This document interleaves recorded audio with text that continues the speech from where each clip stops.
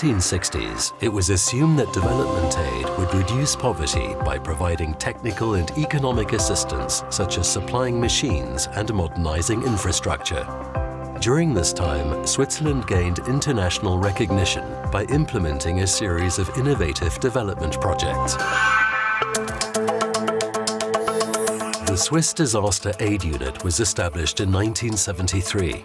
It quickly became an important institution for Switzerland and earned widespread support from the population.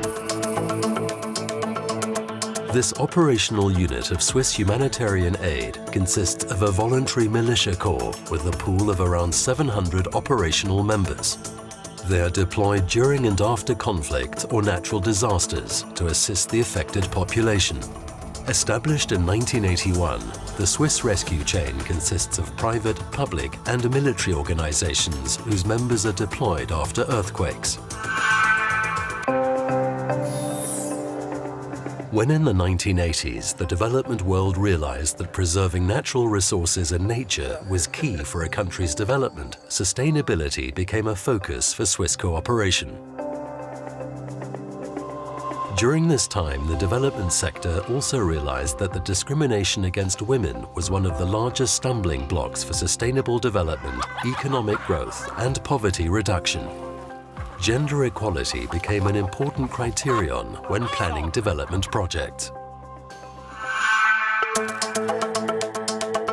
Political upheaval at the end of the 1980s and the beginning of the 1990s led to the creation of 28 new countries with a total population of 429 million people. Switzerland reacted quickly to these political changes and was one of the first countries to provide humanitarian aid to Eastern Europe. Its aim was to alleviate the acute suffering in the countries of the former Eastern Bloc and assist them in their transition to democracy and a market economy.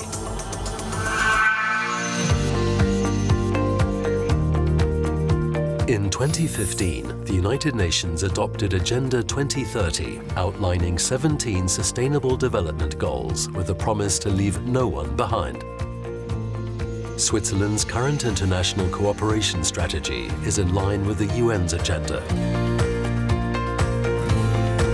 The knowledge and experience in the field of international cooperation Switzerland has gained over the past 60 years is still in high demand across the globe.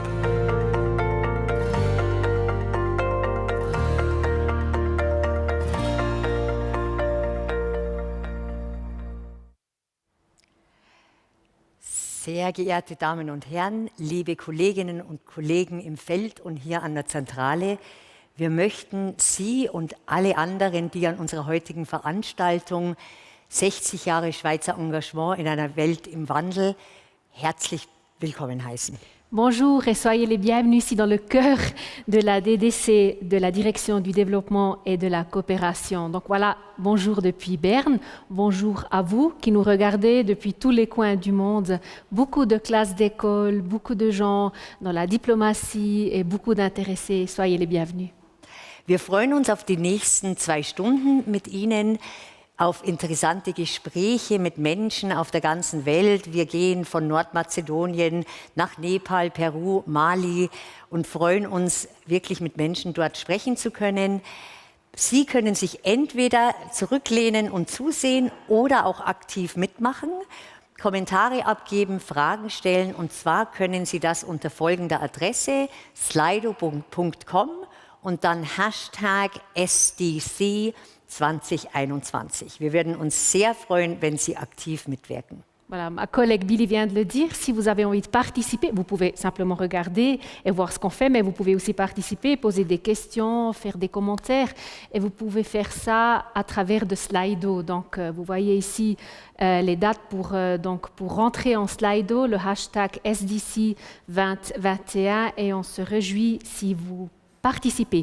On aura des invités aujourd'hui. On aura la directrice de la DDC, Patricia D'Anzio, on aura le délégué de l'aide humanitaire, Manuel Bessler, et on aura aussi le conseiller fédéral, Ignazio Cassis.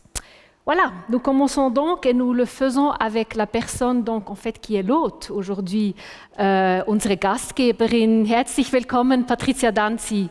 Soyez la bienvenue.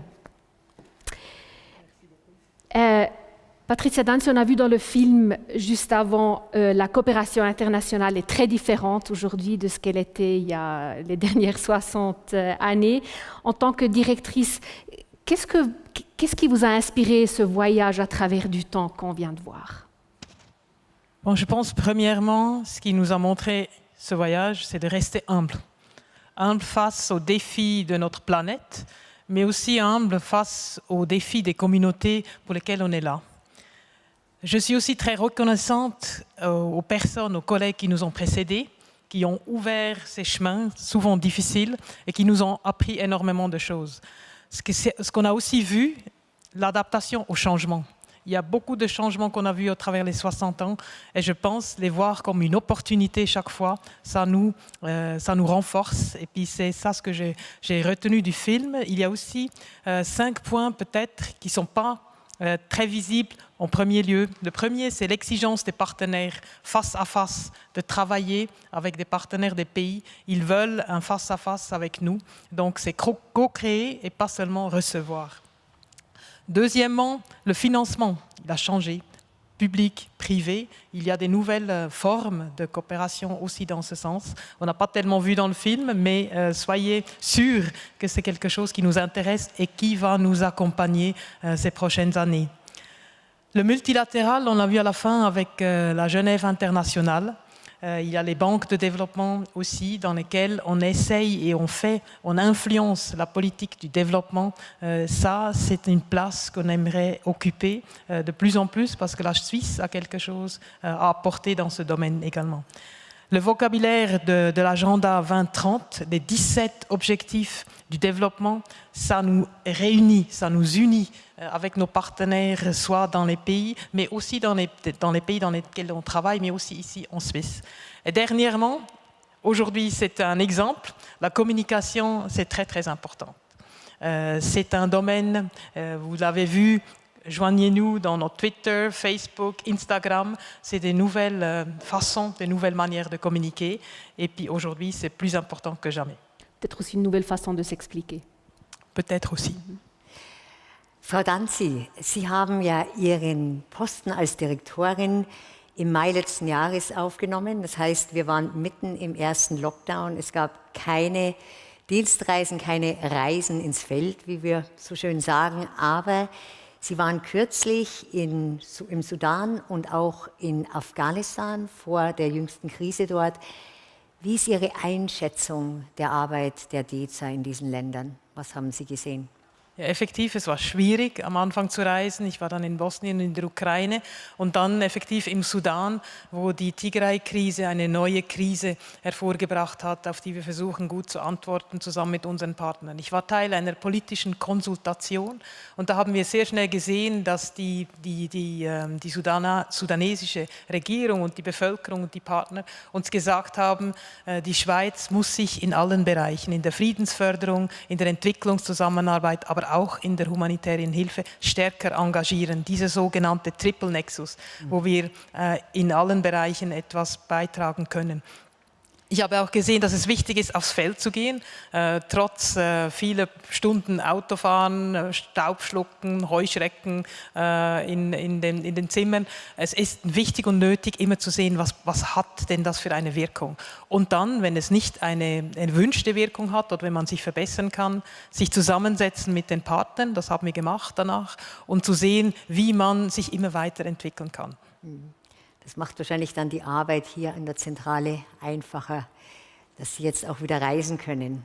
Ja, in Afghanistan, das war die zweite Reise, das war schwierig im Nachhinein, weil Afghanistan ist nicht mehr dasselbe Afghanistan, das wir jetzt kennen. Nichts mehr ist gleich. Wir sind in einem fragilen Kontext in Afghanistan seit 2002 tätig und wir müssen jetzt zusammen, wie alle anderen Länder auch, uns überlegen und uns aufstellen, damit wir das Engagement gegenüber der Bevölkerung weiter aufrechterhalten können. Wir tun das, wir wollen das, wir machen das mit mehr Geld, aber Geld alleine ist nicht alles. Wir müssen auch mit den Partnern, die in Afghanistan und vor Ort aktiv sind, gut zusammenarbeiten und das haben wir vor. Ja. Viele Herausforderungen für die nächsten paar Jahre. est-ce qu'on veut voir, avant de vous laisser partir, si on a déjà des questions qui sont rentrées par Slido? Peut-être on a déjà quelque chose. Non, pas encore, alors soyez pas timides. Hein? On ne mord pas. Si vous avez des remarques ou des questions, s'il vous plaît, continuez à les envoyer, entrez en Slido et participez. On pourra aussi les poser plus tard à la directrice Patricia d'Annecy. Merci beaucoup d'avoir été ici. On se verra un peu plus tard. Et notre premier voyage aujourd'hui va à Népal.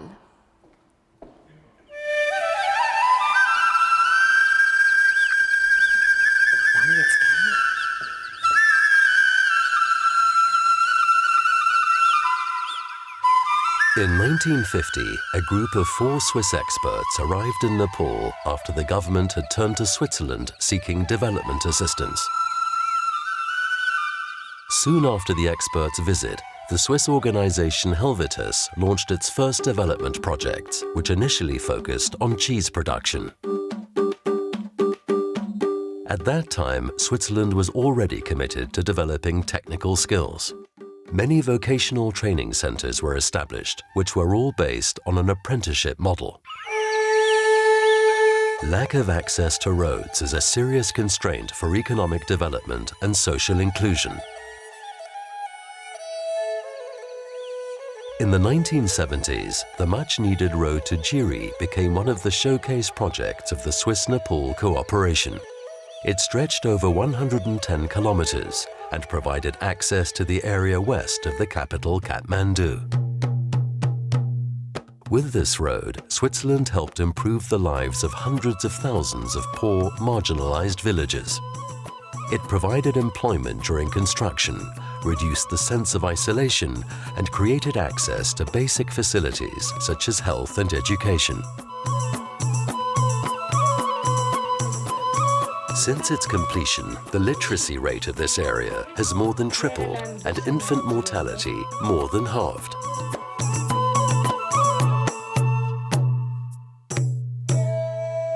The construction of the road was the backbone for an integrated hill development project. It marked the shift from singular initiatives to a more comprehensive approach. Switzerland plays a key role in the development of community forestry and the reforestation of the hills of Nepal. It also supports local governments to build bridges with community involvement, which promotes early democratic practices through participatory planning and construction.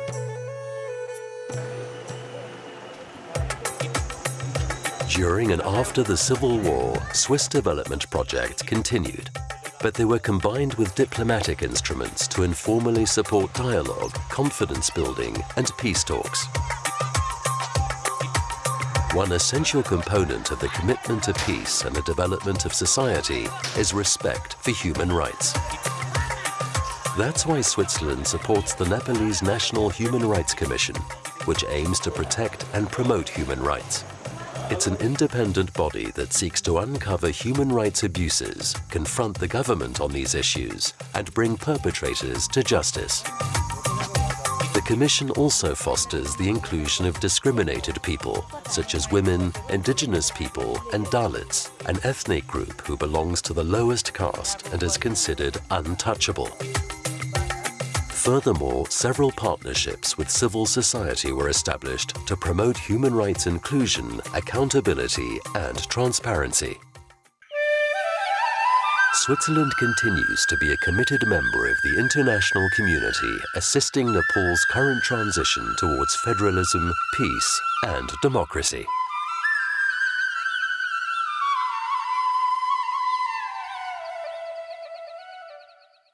It My mother, it may not be surprising that we're starting our journey today in Nepal, because Switzerland and Nepal have had a long-standing special relationship, let alone for their topography. Both are mountainous countries and both are landlocked countries. Now, Nepal has come a long way, but more recently, like many countries in the world, has been struggling with the COVID-19 pandemic, and it was hit particularly bad by the second wave in May this year. Now, I am very happy to welcome the Swiss ambassador to Nepal, Miss Elisabeth von Kappeler, who is currently here in Switzerland on a well-deserved holiday. Elizabeth, are you online? Yes, I am. Wonderful, wonderful. Thank you so much, Elizabeth, for taking the time in your well-deserved holiday to speak to us today. So you've just recently arrived from Nepal. Could you just explain what the situation is like related to COVID-19 at the moment? Thank you very much, Billy, for having me in this event. I'm very happy. Yes, as you already announced, is that the second wave did hit the country very hard because the Delta variation has really swept away all possible way to cope with it. Even today we have 20 to 30% of infection rate. That is tremendous. So the health system is totally overwhelmed, and especially in the beginning of the second crisis, the health system was overwhelmed. And I think there Switzerland chipped in very fast, supporting the government of Nepal with test kits. We supported isolation centers. We supported waste management and water sanitation plans. We supported also with a Swiss cargo flight who brought very much needed oxygen concentrator, ventilators, and test kits as well. But not only because a COVID crisis is a health crisis, but also a socio-economic crisis, we also reacted immediately and adapted our program to the situation. And for example, we supported small and medium enterprises through collateral-free loans so that they could resume their business operation and didn't need to put the people on the street. But we also supported the migrants which were stranded in the Gulf country. We supported farmers with inputs and so on. So I would say we reacted very fast to the context with our programs, including the whole donor community, and could help Nepal to cope with this situation.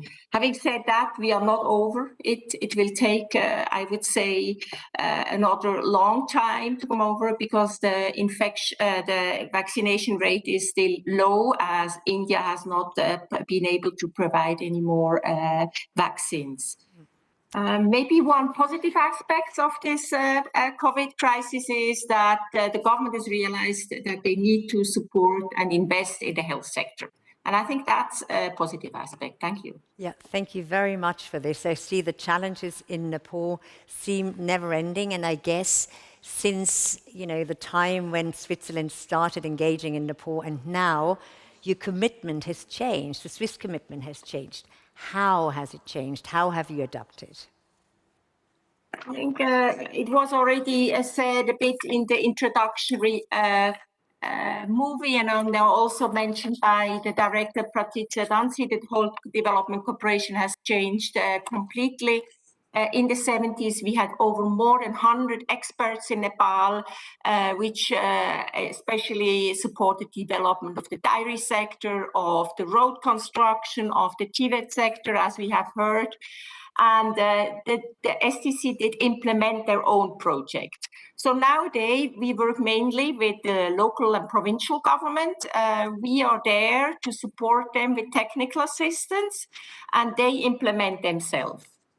I would say that what has changed a lot is that we always were quite consistent in what we have done, but we have adapted it always according to how we worked according to the political context. I take an example. For example, during the takeover of the king, we disengaged with the central government and we worked only with users group and local level.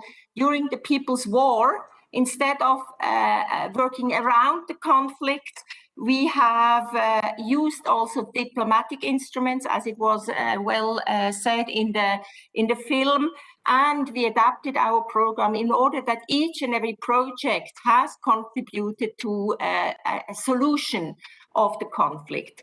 Has helped also to tackle the root causes of the conflict, which was the exclusion of 80% of the society. So that is how we have seen how the context changed, and we changed with the context as well. And therefore, I would say we are still very relevant. We have changed the how we work and have adapted it to the actual context, which is the federalization context, where we work now on the provincial and local level. You have to imagine for one day or the other, the system changed from a central system to a federal system, and now we support the local and provincial level to create their expertise, to create their experience in doing the job which has been done before by us or by others. Thank you. Thank you very much. I see Nepal has come a long way, and also women in Nepal have come a long way. So earlier this year, when I was in Kathmandu, I met a wonderful woman, Dr. Bimla Rai, who grew up in a small, tiny village somewhere in the mountains with very little education or no education. And today, Dr. Bimla Rai is a member of the Nepal Parliament. She's got a PhD in economics. She's got MAs, so the list is very long. So when I met her, I started by asking her who supported her in her long journey. My mother, who is 99 years old now, currently, she never went to school, but she was very confident that, and she had a kind of, feeling that women, especially girls, need to be self-reliant and independent. And my mom sent me to school, and she was, the pushing all the time throughout my journey. And you said something beautiful, which I read on your website. You said, a world without poverty and injustice is possible if it's everyone's responsibility and accountability. Exactly. Yes. But do you really believe that? Do you really I think? believe. If I don't believe, then I don't work on it. What I believe is there are two types of poverty, absolute poverty and relative poverty. Relative poverty, it continues maybe because the world is unequal anyway. But if we cannot eradicate the absolute poverty, then it's the same for humanity. So we have to address it. And we have to believe that eradication of absolute poverty is necessary and doable. For me, it is doable. But, if we always say that state is responsible for this, civil society is responsible for this, government is responsible, NGOs are responsible. If we start, giving the balls to others, it doesn't help. You have to be responsible for yourself, and you have to make state accountable, and everyone needs to be responsible for that. And as we discussed before, Switzerland supported Nepal in its way to federalism.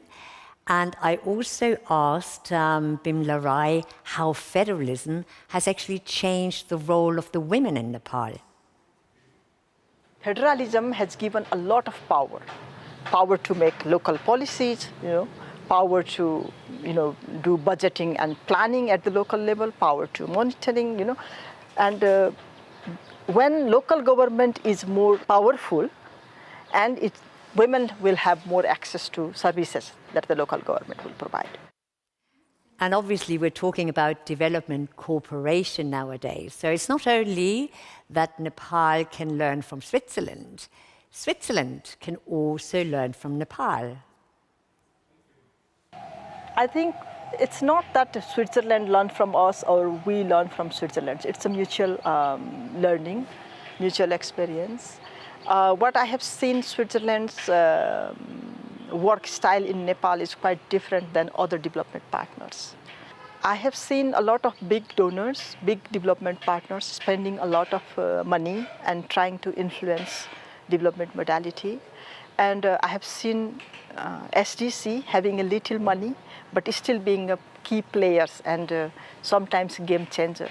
What would you wish for Nepal, and especially for Nepali women, to happen, let's say, in the next 20 years? When you are a human being, then which gender, which caste, from where, it should not matter. You are a human being, and every human being should be treated equally and get equal opportunity. So this is one of the visions that I have, is once a child is born, all childs are equal. All children get the same opportunity. To reach there, we need to have a lot of struggle. I know, but this is the vision that I have. Well, let's hope your vision or your visions will come true. And Thank you. thank you very much, Dandivat. Thank you so much for your time. Thank you. Yeah, it was a wonderful lady I got to speak to. Now, I would like to go back to Ambassador von Kappeler with another question, because we're looking at 60 years of Swiss engagement in Nepal. What are your lessons learned? Thank you so much. I think Swiss intervention in Nepal is a success story. I would say when you go to Nepal, you see everywhere Switzerland's support. Trail bridges, the potato, the cheese, the dairy sector, the Tibet school, and so on. So I think it was a long engagement where we could learn a lot. And something our director already said, which is very important for me to say, we need to be humble and modest. And I think that was also something which has driven our development cooperation. As I said, we always adapted to the context and were modest. We have also realized that we had often technical solution to political problem. And as we know, development cooperation and even more humanitarian aid is very political. So we need to be aware of how we influence by our cooperation the political context. And we need also to support political solutions to political problems. So I think that happened in Nepal. We had, as I said, during the conflict, a mediator, a Swiss mediator who contributed to the peace process.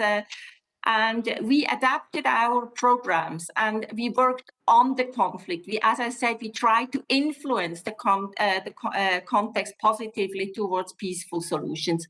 And we always found people who want to change agents, change actor. And I think that is so important, that we always build on reforms, positive reforms, and on people who want to change. I think that were our biggest lesson. Another lesson is always take the context as a starting point. Always adapt to the context, be flexible, be fast.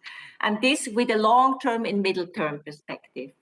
Maybe one other aspect I would like to say is that we need to lead in at least 3 sectors in order to be taken seriously.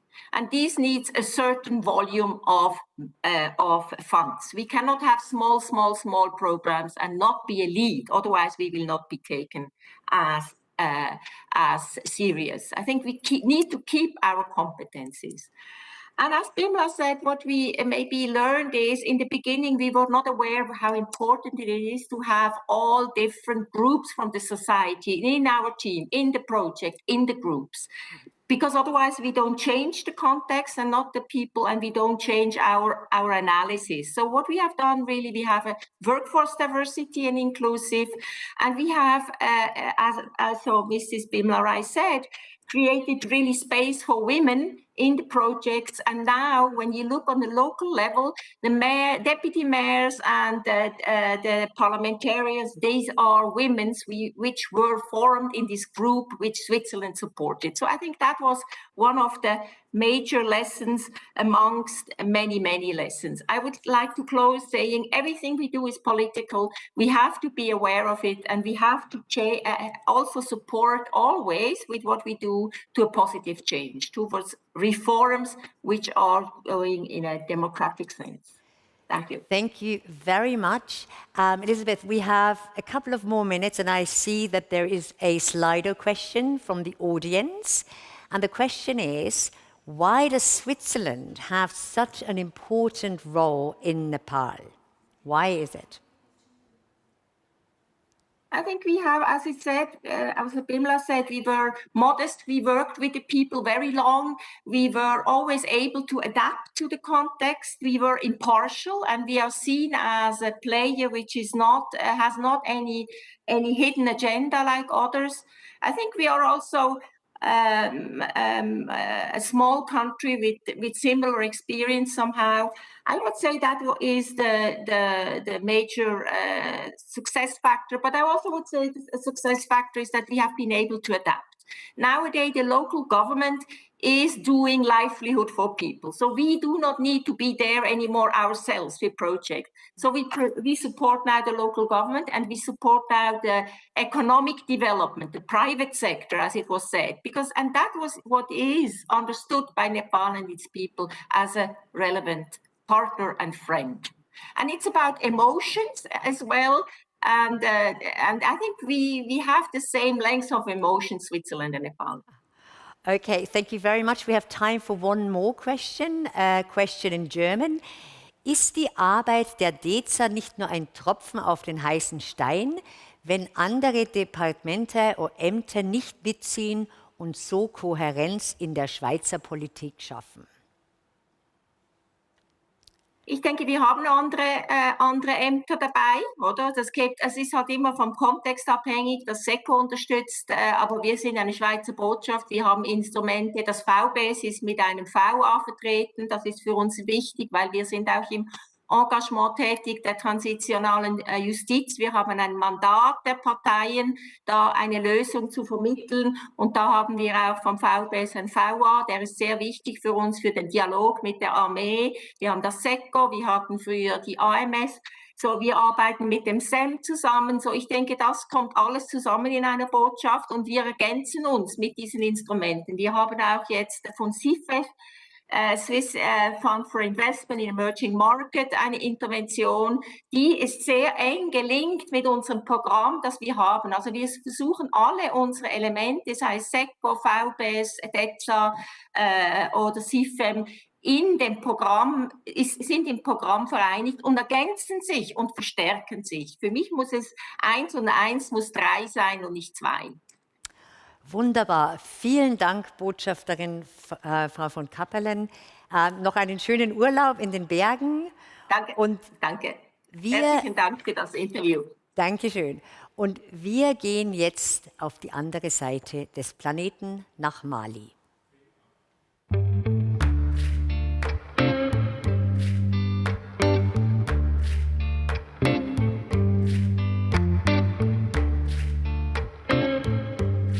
Le Mali est l'un des pays les plus pauvres du monde. L'accès à l'eau potable et l'hygiène communautaire comptent parmi les piliers de la lutte contre la pauvreté. Jusqu'aux années 70, la majorité de la population est contrainte de boire de l'eau provenant de mares et de rivières souvent éloignées, mettant en péril leur santé, voire leur vie. Depuis 1977, sous le mandat de la DDC, Helvetas s'engage dans la construction d'infrastructures pour l'eau, notamment la réalisation de forages d'eau potable. Ces projets font participer les autorités communales et les conseils villageois à la construction de points de distribution. La Suisse encourage la formation de comités d'eau chargés notamment d'assurer l'entretien des pompes. Dans les années 80 déjà, la DDC s'appuie sur des solutions économiques et innovantes, telles que des pompes à eau solaire.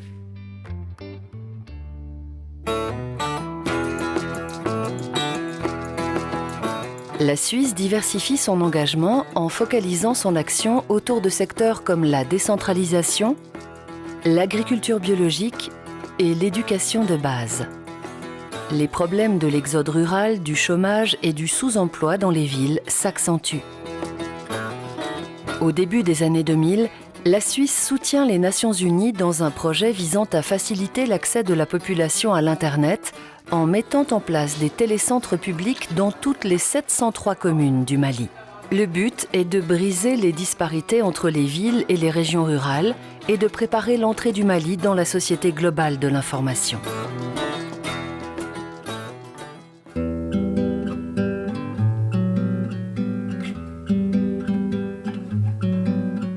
Dans un contexte hautement fragile, complexe et incertain, la Suisse continue de s'engager en faveur du dialogue et du développement.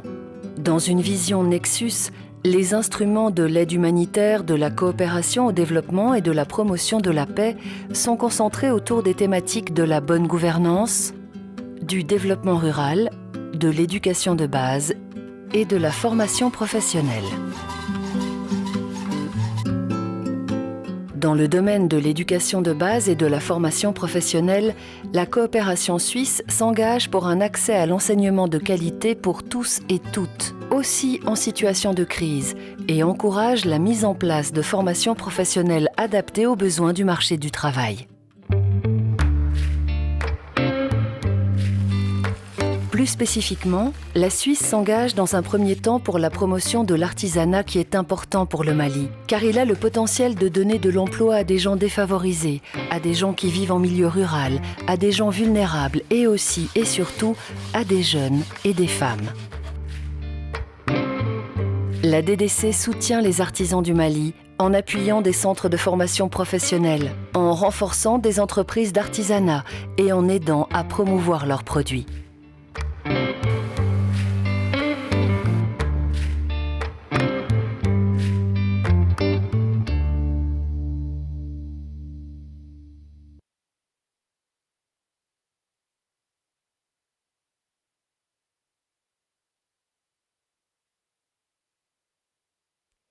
Voici donc ce que la Suisse a fait en termes de coopération et de développement au Mali au fur des derniers 60 années. Mais voilà, on a déjà eu des nuances dans le film. Le Mali vit depuis des années, donc beaucoup de difficultés, de grandes difficultés. C'est un État affaibli qui ne peut plus protéger ses citoyens et les droits fondamentaux donc des citoyens de Mali, avec des conséquences graves, comme on va voir dans une vidéo.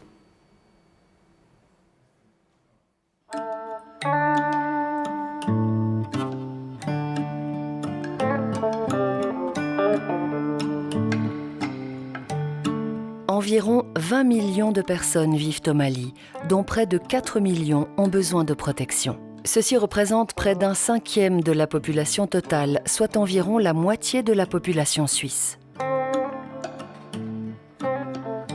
Mais que signifie avoir besoin de protection ? Au Mali, la détérioration de la situation sécuritaire est exacerbée par l'intensification de la violence, alimentée par des groupes armés et l'absence des services de l'État.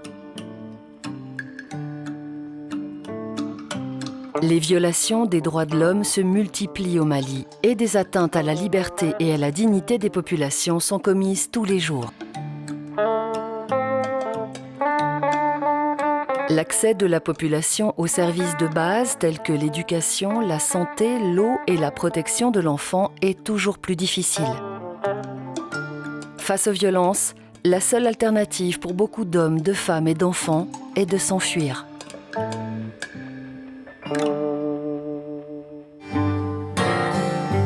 Certains quittent le pays, mais la plupart fuient dans un autre village ou une autre région à l'intérieur du Mali où les services de l'État sont présents.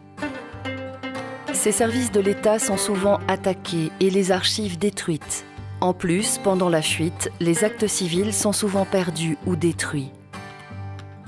90% des déplacés internes sont sans papier. Les enfants sans acte de naissance ne peuvent pas s'inscrire aux examens scolaires. La déscolarisation expose les enfants à des risques aggravés d'exploitation, de mariage précoce ou d'enrôlement par un groupe armé. Une fois atteint l'âge de l'adolescence, les jeunes ne peuvent plus obtenir de carte d'identité et par conséquent ne peuvent plus ni circuler librement ni s'intégrer professionnellement. Au Mali, 30% des enfants ne sont pas enregistrés à la naissance.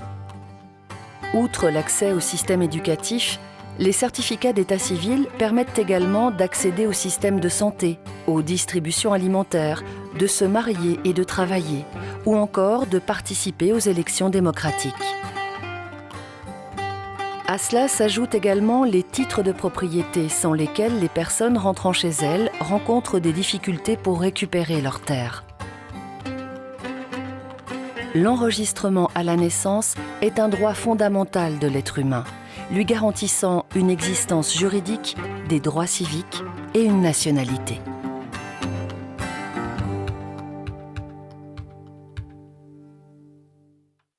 Comment résoudre ce problème et comment faire pour que ça ne soit moins grave aussi dans le futur. On parle des solutions et de l'aide qui vient notamment depuis la Suisse et on fait cela avec une connexion avec le Mali, plus précis avec la ville de Mopti, c'est environ à 640 km de Bamako, donc de la capitale du Mali.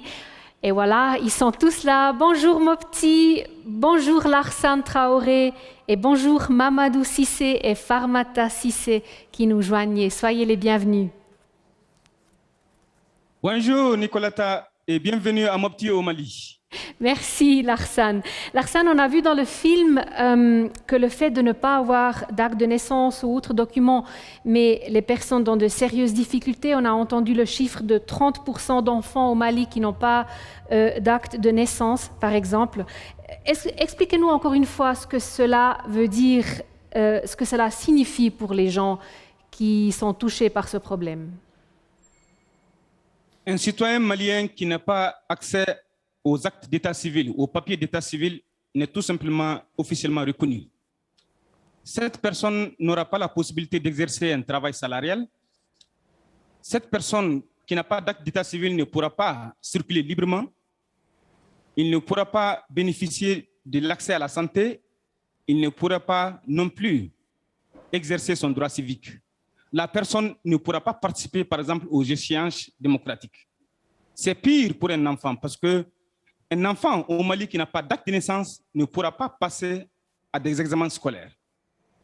Donc, on a déjà entendu le chiffre d'enfants qui sont touchés par le problème, c'est 30%, mais combien de pourcents de gens en général ont ce problème avec des documents qui manquent, qui n'ont simplement pas les documents qu'il leur faut? Déjà, le Mali est un vaste pays. Le Mali, imaginez, a une superficie qui fait par exemple 30 fois la Suisse. Il est habité par 20 millions de personnes. Et sur ces 20 millions de personnes, au moins 2% n'ont pas d'acte d'état civil. Ça fait à peu près 2 millions de personnes. Pour les enfants, le chiffre est encore beaucoup plus significatif. Parce qu'au Mali, 30% des enfants n'ont pas d'acte de naissance. Que fait la Suisse à ce propos, concrètement? La Suisse travaille sur la thématique depuis 2018. Nous faisons en sorte que ce chiffre et ces données soient atténués au niveau des communautés. À ce titre, la Suisse a permis depuis 2018 actuellement à ce que 300 000 Maliens puissent être reconnus officiellement et puissent s'insérer dans la société avec des papiers légaux d'acte d'état civil. En plus, la Suisse, avec le gouvernement du Mali, se lanceront l'année prochaine sur un vaste programme qui permettra à ce que la problématique de l'accès aux actes d'état civil soit atténuée et soit résolue définitivement. Larsan, en Suisse, quand un enfant naît, eh bien, on va tout de suite au registre civil, on enregistre cet enfant, il a tout de suite son acte de naissance. Au Mali, c'est souvent pas possible. Expliquez-nous concrètement, si on veut inscrire après quelque temps un enfant, comment on fait pour avoir des preuves, donc vraiment que ce soit son anniversaire, son jour de naissance, pardon, son nom, comment on fait pour vérifier ces dates? Oui, dans le contexte malien, un nouveau-né, les parents d'un nouveau-né ont 30 jours pour déclarer sa naissance. Ça, c'est une situation normale, il va bénéficier d'un acte de naissance comme partout dans le monde. Mais cela n'arrive pas souvent.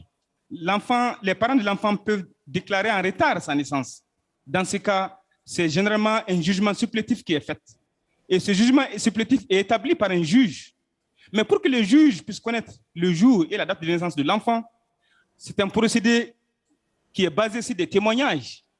Les témoignages se font déjà par des parents de l'enfant ou bien par des dignités traditionnelles, des autorités traditionnelles. Donc, pour que le jour et le mois de l'enfant puisse être établi, c'est par témoignage que le juge exploite pour établir finalement un acte d'état civil pour l'enfant. Mamadou Sissé, vous avez dû partir très vite avec votre famille de votre commune à cause de groupes armés non étatiques. Vous avez tout laissé donc, dans la commune, vous n'avez pas pu prendre les documents avec vous. Qu'est-ce que ça veut dire d'arriver dans un autre lieu sans aucun document? Merci beaucoup. Arrivé à Djenné, madame, je me sentais très très mal. J'étais très conscient, je n'arrive pas à faire le mouvement, je n'arrive pas à faire beaucoup de choses parce que je me sens très mal. Un citoyen qui n'a pas de nationalité, qui n'a aucun document pour faire des voyages, pour faire ce mouvement, je me sens très mal.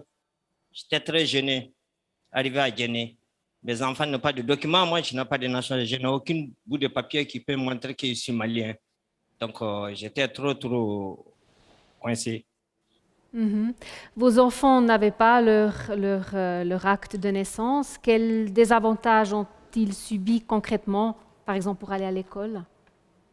Oui, mes enfants n'avaient pas d'acte de naissance pour aller à l'école. Mes enfants n'avaient pas d'acte de naissance pour aller à l'école. Moi aussi, je n'avais pas de carte d'identité. Ma carte d'identité était périmée. J'avais une carte de RAVEC. Bon, ça, c'était resté au village. Bon, ça arrivait la même chose. Avec l'insécurité, on ne peut pas aller chercher. Donc, je me sentais très mal à Guinée. Et comment avez-vous fait pour obtenir ces documents? Quels sont les pas que vous avez pris pour avoir après vos documents? Bon, si vous avez des problèmes, en général, il faut te promener, il faut expliquer aux gens, j'ai tel problème. En promenant, en expliquant, quelqu'un m'a dit qu'il y a une ONG qui peut me faire des papiers, qui peut me faire des documents.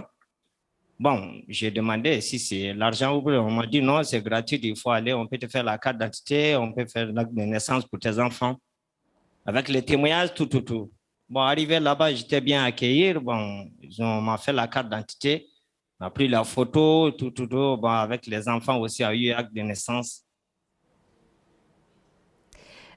Farmata Cissé, vous n'aviez pas de carte nationale d'identité dans le quotidien en tant que femme au Mali.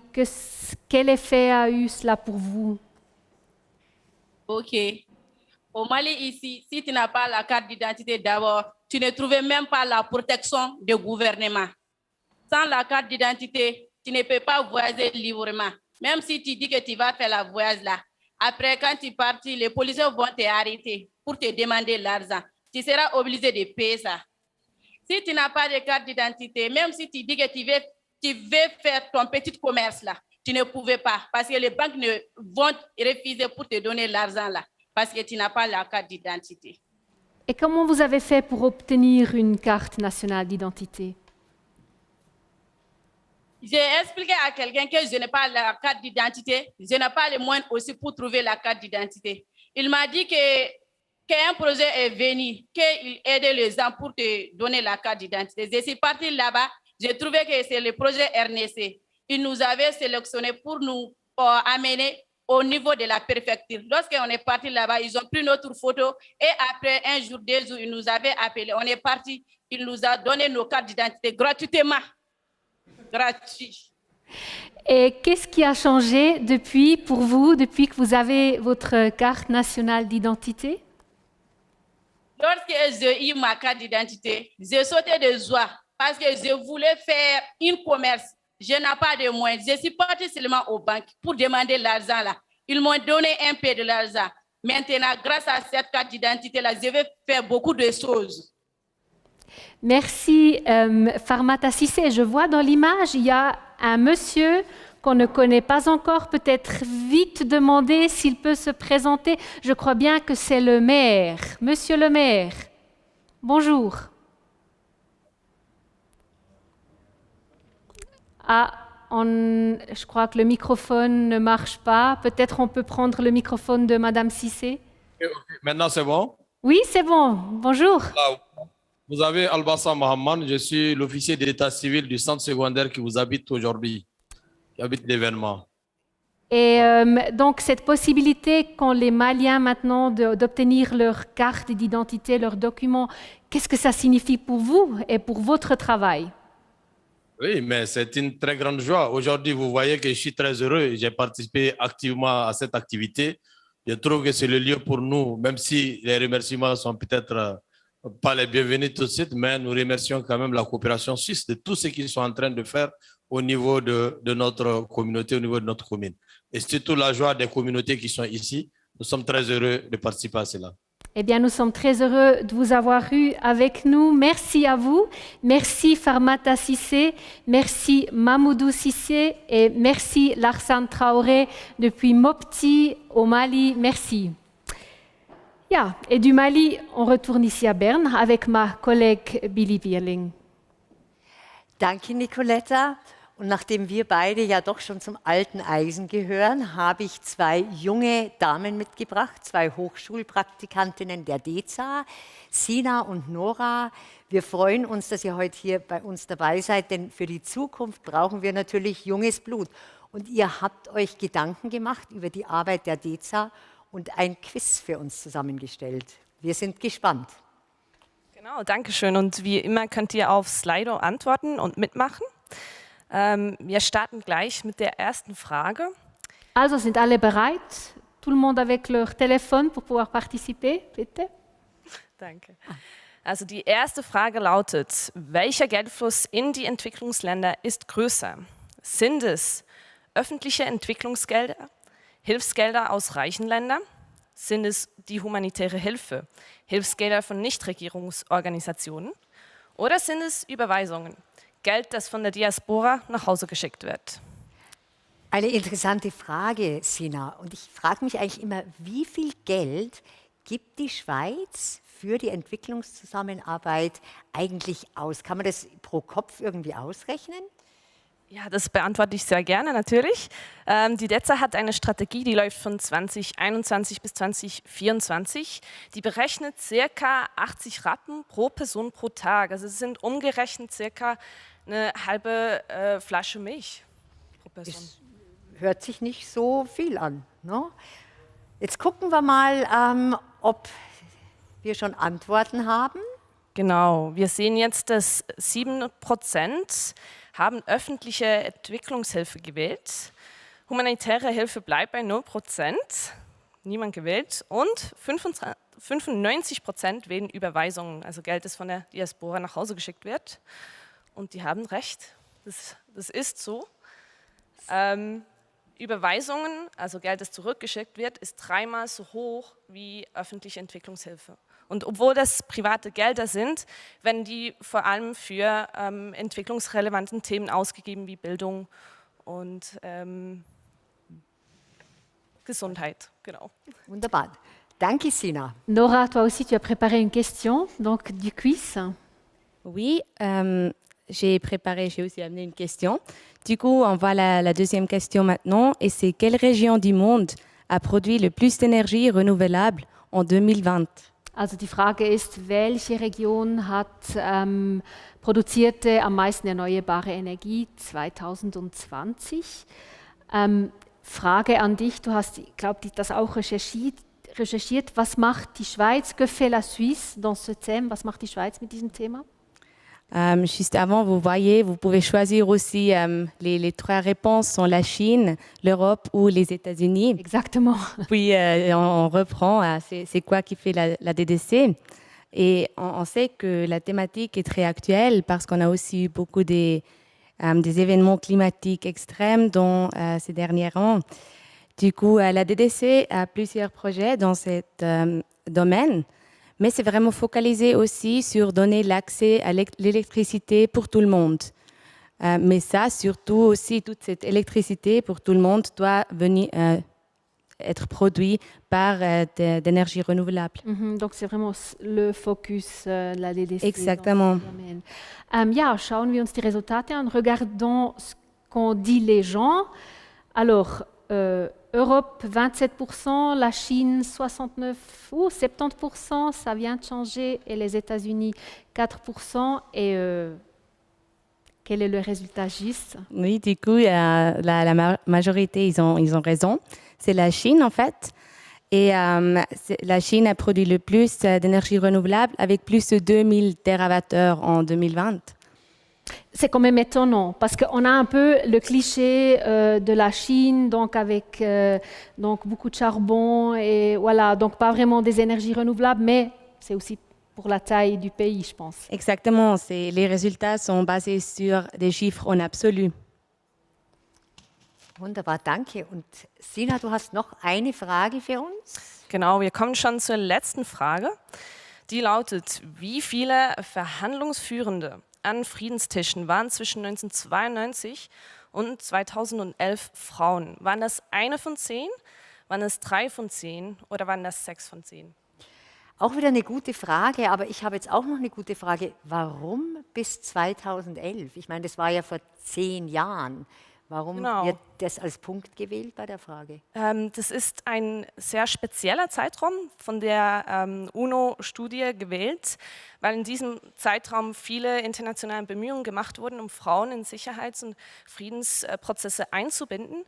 Und in dieser Zeit kamen auch viele UNO-Resolutionen, die sich mit dieser Frage beschäftigt haben, wurden veröffentlicht. Genau, und unter anderem eben auch im Jahr 2000 wurde eine Resolution 1325 vom UNO-Sicherheitsrat veröffentlicht, der sich mit der speziellen Position, die Frauen in Kriegen und Konflikten haben, beschäftigt, die auch unter anderem die DEZA nutzt in ihrer Arbeit. Also kann man nur hoffen, dass vielleicht zwischen 2011 und 2021 noch mehr Frauen bei Friedensgesprächen dabei waren. War spannend. Wir haben alle was gelernt. Vielen herzlichen Dank, Sina. Schauen wir noch die Resultate. On regarde vite. Entschuldigung. Das war zu schnell.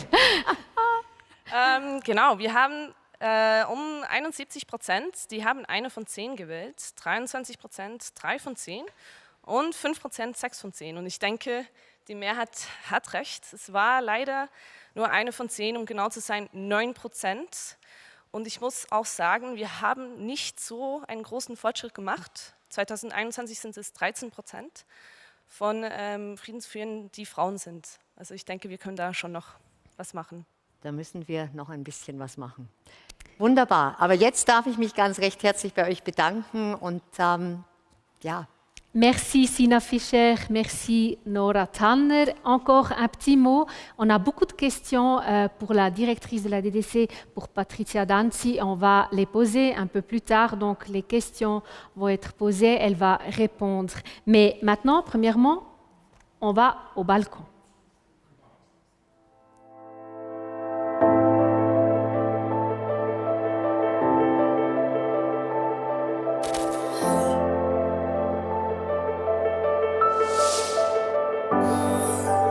The first Swiss projects in North Macedonia date back to 1992, when the country gained independence immediately after the collapse of Yugoslavia. The assistance was mainly humanitarian and included projects such as the distribution of Swiss cheese to the population.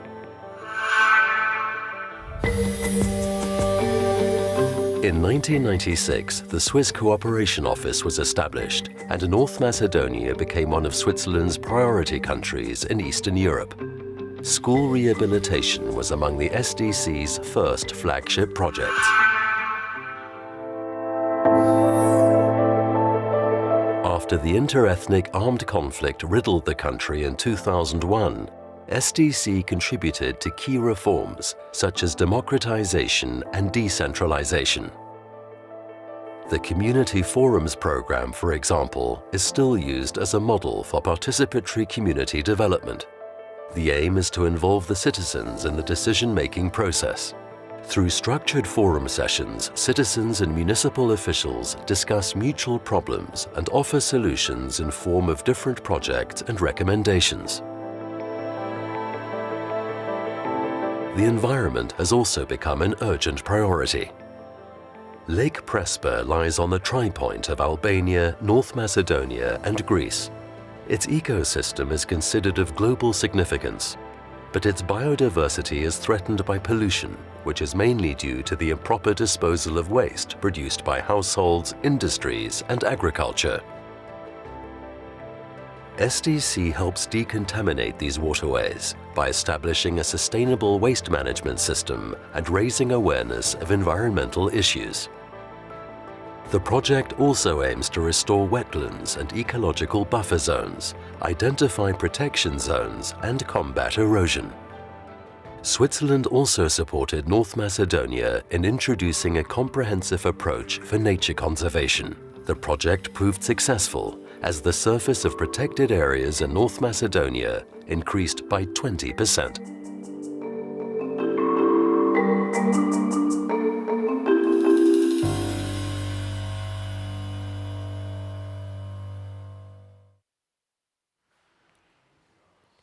We've just seen how Switzerland has assisted North Macedonia from its very beginning, but there's still stumbling blocks in the country, still challenges.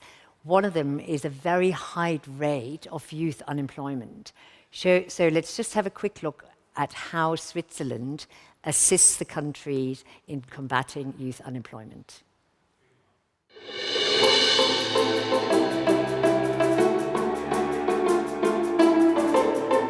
Angela Krajewski is a student at a vocational high school in Prilep, a small town in North Macedonia. But today she's not going to school. She's on her way to the textile company, where she's been doing an internship since this summer. This program is part of the SDC project, Education for Employment. Unemployment is high in North Macedonia, especially among youth.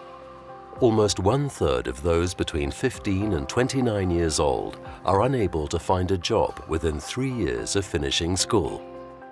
A key cause is the mismatch between the training provided by the educational system and the skills required by the labor market. The STC project Education for Employment, which is implemented by Helvetas Swiss Intercooperation, addresses the high unemployment among youth and vulnerable groups. The goal is to teach skills that meet the needs of the labor market. One way to achieve this is to establish effective public-private partnerships to improve formal and non-formal vocational training.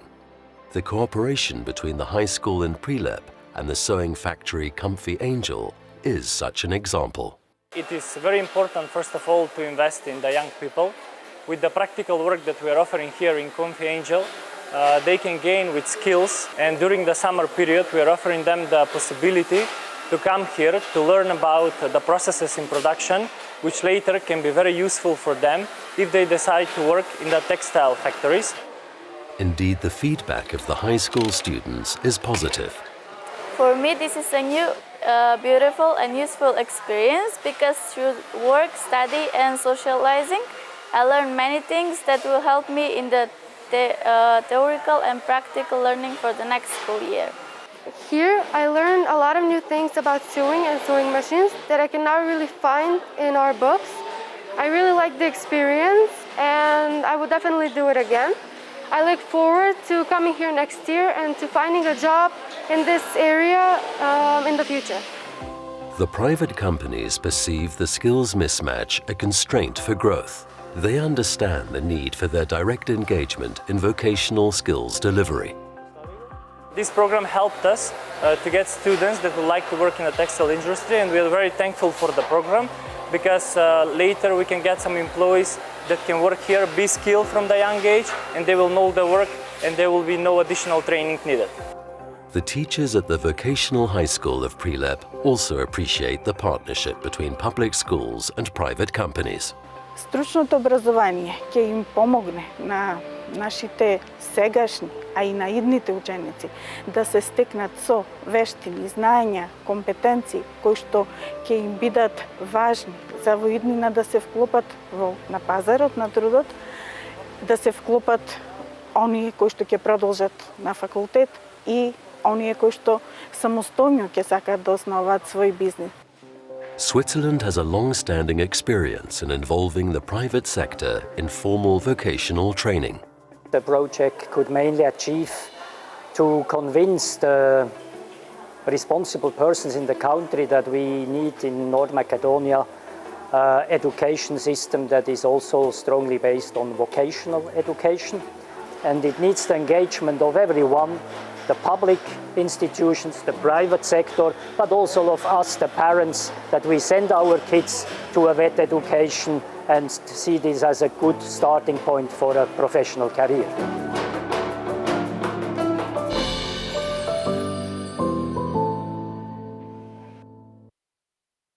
And without further ado, I would like to take you now to the beautiful gardens of the Swiss Embassy in Skopje, where my colleague Anita is with a selected circle of experts who can shed some light on the current situation in North Macedonia. Anita, welcome and greetings from Bern. Thank you, Billy. Greetings from Skopje as well. Today we have a very interesting group of people and also very important stakeholders of ours. With us today we have the Minister of Education and Science, Mila Carovska, representative of the private sector, Victor Mizo, Chief Executive Officer of a very large company in the automotive sector that has an office in North Macedonia, and also our Ambassador of Switzerland to North Macedonia, Sibyl Zutter. We will start the discussion with our main government counterpart, the Minister Mila Carovska of the Ministry of Education and Science, with the question, what from your perspective, Minister, is the key benefit for the government from our cooperation within the Ministry of within the Education for Employment project, and are there still things that are important to be done? First, thank you for possibility to be here and to discuss this important panel.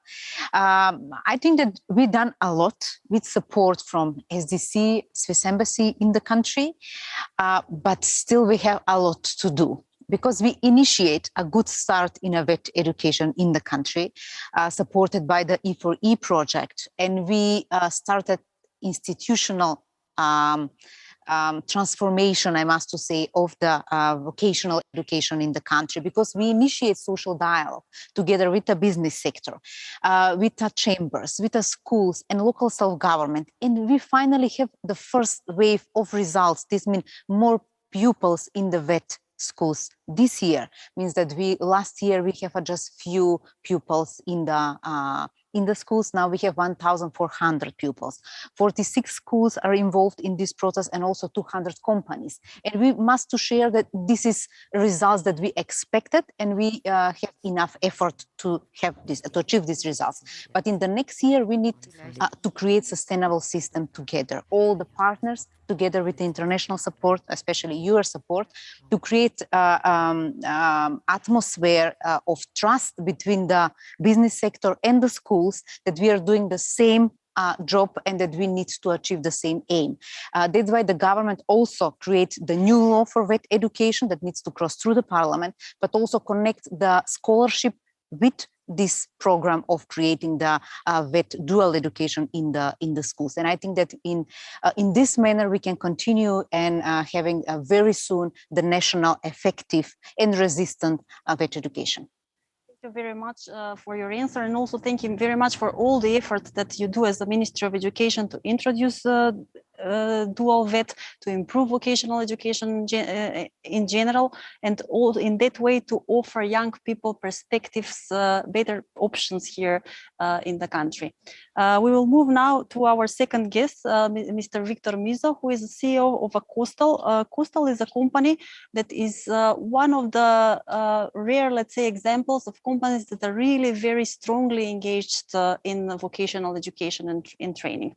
So, Mr. Mizo, in a country in which the involvement of the private sector in vocational education and training is still a bit underdeveloped and a rare case, what are your benefits from your involvement as Coastal, and in general, what do you think are involvement what are the benefits for involvement of the private sector in the country, and are there some obstacles we should be aware of and should consider in taking up in the future? Thank you for the question, and thank you for the opportunity to present what we've been doing, certainly with the help and support from the Swiss Embassy. As a global manufacturing company in the automotive industry, which produces advanced mechatronics, power electronics production for premium automotive suppliers, especially for plug-in hybrid and electric vehicles, we've been present in the country only for the last 5 years. And early on, 4 years ago, we were one of the pioneers that started engagement in the dual education education program because we felt that we need to get the right skill set that will be created early on with young people in order to get the latest knowledge on mechatronics, on working on CNC machines, and everything that is needed for them to get the right skills to work in very advanced automation and robotics industry. What we've noticed is that the skills were not present, not to the level that we required them, because of the fact that for a period of more than 20 years, there was deindustrialization in the country. And unfortunately, not a lot of attention was provided on practical training, but it was much more theoretical learning.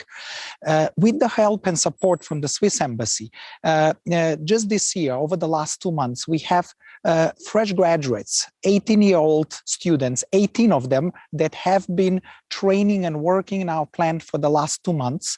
And we have made a commitment over the next 6 months, based on the situation in the automotive industry, at least 3/4 of them will be fully engaged and brought in within our system. But what is very important with the program that the Swiss Embassy is providing is the training, reskilling, and improvement of the ability and knowledge of the professors. We've identified that the professors, which may have studied 10, 15, 20 years ago, unfortunately were not keeping up to the latest technology. In April of this year until December, 18 professors will be continuously coming to our plant to see what are the latest technologies, what are the latest skills that they need to then gain in order to be able to teach the young generation going forward. So this is almost like getting a second degree, practical degree that they can transfer the knowledge and the skills. And I think that is very important, not in our case just in Ohrid with the local technical high school, but maybe to create this type of model throughout the whole country, because the same problem will be present everywhere. And finally, I really have to commend you because of all the donors, of all the institutions we're working in improvement the education system. You are by far the least bureaucratic. Things are simple, easy, and it's a pleasure to work with you. So thank you very much for your help and support. Thank you very much for your response, and also thank you very much for the nice words that you shared, and also for always inspiring other companies to join these efforts of involvement in vocational education and training. This is really very, very important, that we spread the word that the private sector has to be involved if we want to give the young people opportunity to gain the skills that the market, that the economy basically needs. So now we will move on with the host of this venue, Ambassador Sibyl Suter. Ambassador Suter, the Education for Employment project is still it's in first phase, but already we can be pleased with very good results. What are in your views the key success factors for these results and the main takeaway from the side of the Cooperation Office? Anita, as we have heard from the previous speakers, we have strongly committed partners here in the country, both from the side of the government and from the side of the private sector. Facing, and as you mentioned it before, the shortage of skilled labor force in the country, the private sector showed strong willingness and interest to engage in vocational education, which in the past was very limited and not very structured. So understanding that market relevant skills will enable students decent development opportunities, the government created all necessary conditions to improve vocational education and introduce the dual system. Also, we used, of course, the dual model from Switzerland, but this was like more an inspiration than just to copy our system. And I think this brought inspiration, and we could use elements of this Swiss system here in the country and adapt these elements to the conditions in the country. So this brought really an adaptation to the local context of the Swiss dual education. And it was very important, I think, for the success of this project so far. Thank you very much, Ambassador, for sharing your views and also for your personal engagement with this topic, which we all know that is very close to your heart. So now we move back to my colleague Billy in Switzerland for some additional questions by the audience. Thank you very much, Aneta, and thank you very much for the speakers. We do have a few questions here. from Slido. I have here one. If money was not a problem, what would be the one thing the SDC would do differently? So this, I assume, would be a question for, I don't know, for the ambassador to ask, or maybe even the guest as well. What do you think that we should have done differently? Maybe to start from Minister Tsarovska and then Miso.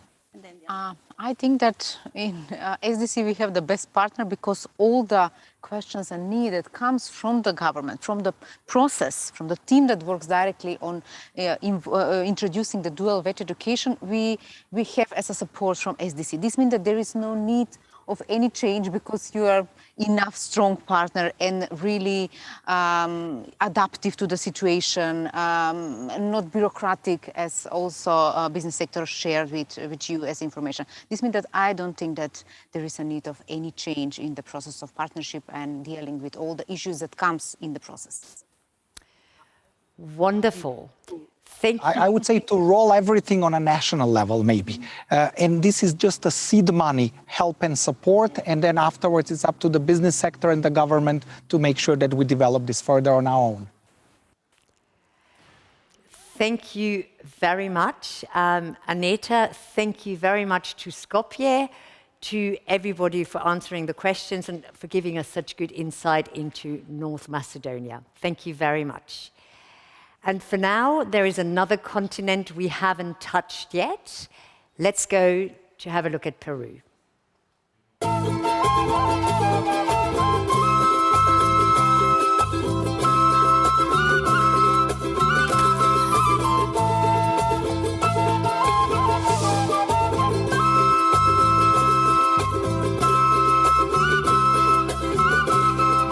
The long-lasting partnership between Switzerland and Peru started in 1964 when a shipment of bulls, pregnant cows and goats, a dozen each, arrived on the shores of Lima. To this day, Andino milk and Tilsit cheese are the epitome of Switzerland for many Peruvians.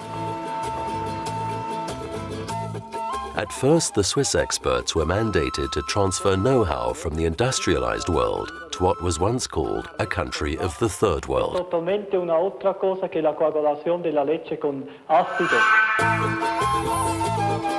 1970s brought a change to the Swiss-Peruvian cooperation. The experiences of the early years showed that it was important to involve socio-economic aspects in technology and knowledge transfer.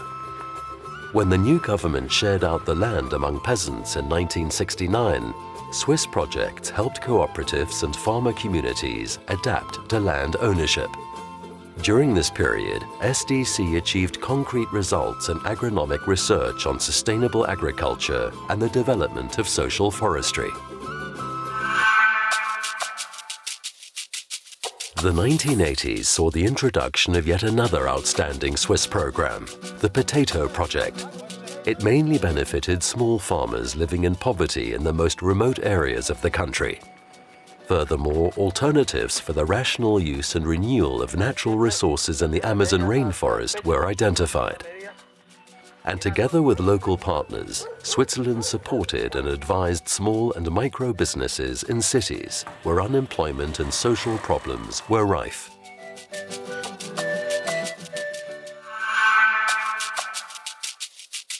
Access to safe drinking water and sanitation is essential for a life with dignity and respect for human rights. In 2000, Switzerland decided to support the Peruvian government and other sanitation agencies to address this challenge. The program gradually extended to 14 regions, where the model was replicated. In the end, it even served as the basis for Peru's national rural water and sanitation policy. SDC also accompanied Peru on its way to democracy. It increased its support in areas such as defending human rights and promoting decentralization. Other SDC projects focus on advocacy and democratic governance, which also include state decentralization and transferring more power to local authorities. One of the priorities was protecting human rights and strengthening justice at the municipal level. Hundreds of thousands of rural inhabitants have since benefited from easier access to justice. In 2012, SDC started to focus on managing global risks and challenges. Its programs and projects range from environmental protection, preserving biodiversity, climate change adaptation, and mitigation to disaster risk reduction.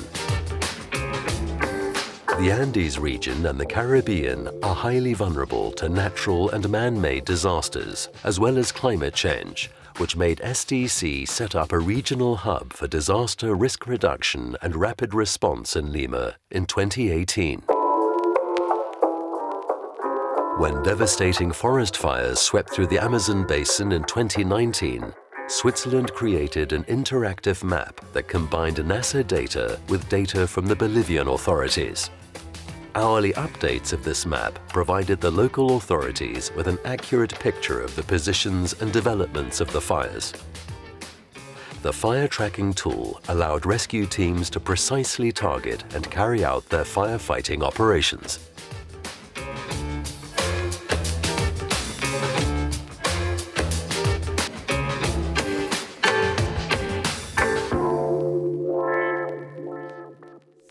Let's move to Lima, the capital of Peru we just saw in the video, and let's say hello to Rafael Milan Garcia, or should I say, hola Rafael, are you there?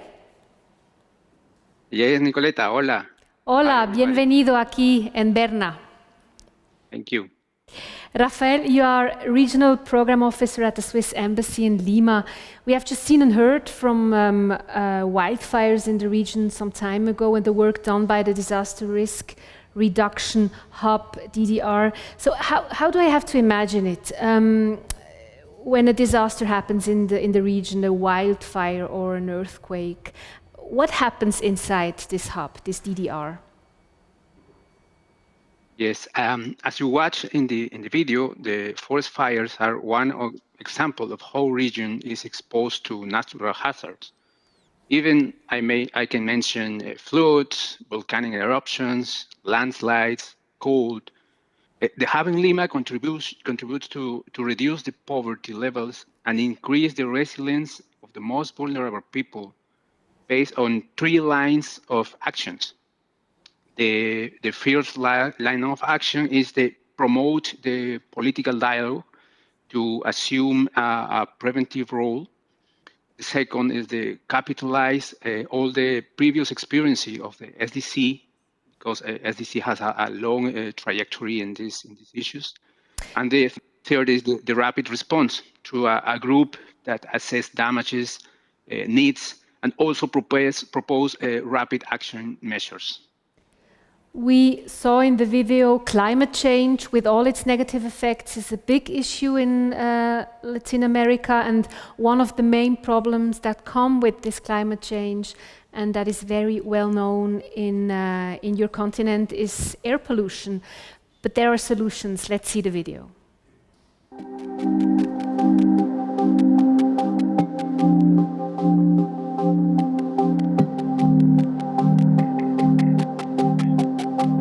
Air pollution is a global challenge affecting over 90% of the global population. Transport is one of the main contributors to the problem. Air pollution concerns us all. Each and every one of us breathes 10,000 to 15,000 liters of air every day. And what is in the air we breathe matters. What does air pollution mean for human health? The combustion of fossil fuels is a key source of toxic gases and particles in the air. Ambient air pollution from traffic, power plants, industries, trash, wood, coal burning, they cause health problems and ultimately reduce life expectancy due to diseases of the heart, the lung, diabetes, and many more. The global disease burden attributable to ambient air pollution is very large. We talk about some 4 million deaths per year that could be prevented with clean air policies. poor neighborhoods close to dirty highways and industries, and low-income countries in Asia, Africa, South America, they are much more affected. Their governments, they do not adopt clean air policies, and in addition, the global north ships old technology, outdated diesel engines and very dirty fuel to the global south. This must change. We need globalized, science-based emission and air quality standards to protect health and the climate everywhere. Air pollution not only affects health, it also has an important impact on climate change. Air pollution and climate change are really two challenges that can and should be tackled together. And the transport sector is a great illustration of that, being not only one of the major emitters of greenhouse gas emissions, first and foremost CO2, but also one of the main emitters of air pollutants, such as fine particulate matter, which is particularly harmful to human health.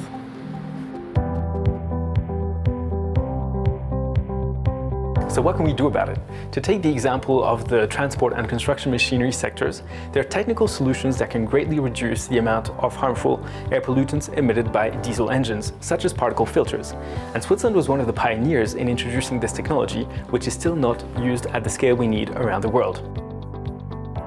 At the same time, there are other more transformative and newer technologies that can not only drastically reduce air pollutants, but also greenhouse gas emissions, such as electric buses run on renewable energy.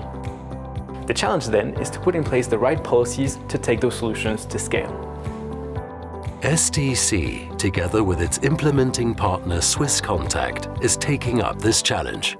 Through SDC's Climate and Clean Air program in Latin America cities, we support national and municipal authorities in designing and implementing policies that can durably reduce air pollution from public transport and from construction machinery with the support of Swiss experts.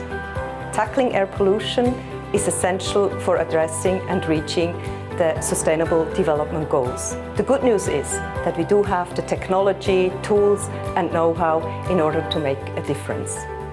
As many countries face the same challenges, exchanging experiences is actually an important lever in order to accelerate change. That's why we do support the Climate and Clean Air Coalition, which brings together governments, international organizations and NGOs to jointly work on solutions that address and tackle climate change and air pollution. Rafael, back to you. In Lima, air pollution is an important problem in Latin America. We have seen it in the video. We have also seen the work the SDC is doing in fighting air pollution. Is this a problem that the SDC is taking seriously since a long time, or is it something newer? Yeah, it's definitely not something new. SDC has been a very active cooperation agency in the region, working to improve the air quality in Latin America for more than 20 years, in close coordination with government authorities. The fact is that improving air quality is a long-term endeavor, really requires sustained efforts. Through the years, SDC work has evolved from a bilateral approach to a regional multi-country approach that is also connected to the global level with a strong focus in technical assistance. Rafael, there is a big project called CALAC Plus. Just shortly, what does this name stand for? Yes, the meaning of CALAC Plus is climate and clean air in Latin American cities. This is because we work with the main capitals of 4 countries. We work with Santiago de Chile, Lima, Bogota, and Mexico City. And what exactly are you trying to achieve with the program CALAC Plus? Yeah, the main goal of CALAC Plus is in its 2 phases: is reduce to harmful air pollutants and greenhouse gases in the major Latin American cities by deploying the clean, soot-free engine technologies and other pollutants in urban public transport and non-road mobile machinery, to protect human health and mitigate climate change. We have seen those pictures in the video about these bus fleets. So is this something, you change the buses that cruise through the cities? Yes, we work together with the cities to improve the bus fleets, to improve the quality and technology, and also work with this yellow machinery to pollute a lot in the cities. Now let's see what the political side has to say about this. We have a video. Switzerland and Chile share the same climate ambition of carbon neutrality. Our country has set itself the target of reducing its CO2 emissions by 30% and its black carbon emission by 25% by 2030. This is why the relevance of the Swiss agency support through the Climate and Air Clean in Ciudades de América Latina program to advance in Chile's NDC compliance goals through studies of electromobility in buses, particle number measurements in vehicles with filters, cost-benefit analysis tools, support in the implementation of filters in machinery, and many other measures that contribute to the reduction of CO2 and black carbon emission from transport and machinery. So we are very pleased to be able to continue this collaboration until 2024. The international technical cooperation has been a primary element of understanding and has become important in impacting the improvement of quality of life. We must also highlight the CALAC has been crucial to help to our institution in the development of electric bus. We appreciate the support of all the actors involved on behalf of the Swiss Corporation that have given us technical assistance to develop this important project that allows us to benefit 11 million people. So these are the reactions from the political side. Now, we had a question regarding Peru, but I think that is a question that we shall ask Patrizia Danzi the moment she will be on our stage. A mí no me queda que decirte adiós. Thank you, Rafael. Have a nice day in Lima and see you soon. Bye-bye. Bye-bye. Ja. Thank you, sir. Adiós, Rafael, und hola, Billy. Hola, Nicoletta. Vielen herzlichen Dank. Die Zukunft unseres Planeten beschäftigt uns alle.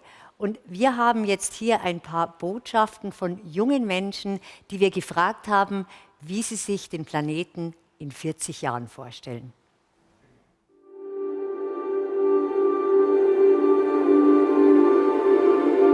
Y respondiendo a la pregunta acerca de cómo quisiera ver el planeta Tierra en 40 años, supongo que muchos tendríamos la misma respuesta: verde, lleno de vida, prosperidad y desarrollo.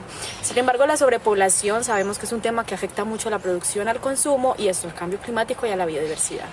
Debemos tener en cuenta que la ciencia y la tecnología han tomado un papel muy importante y debemos confiar en que de alguna manera van a solventar este problema y ayudarnos a vivir en equilibrio con la vida y el medio ambiente.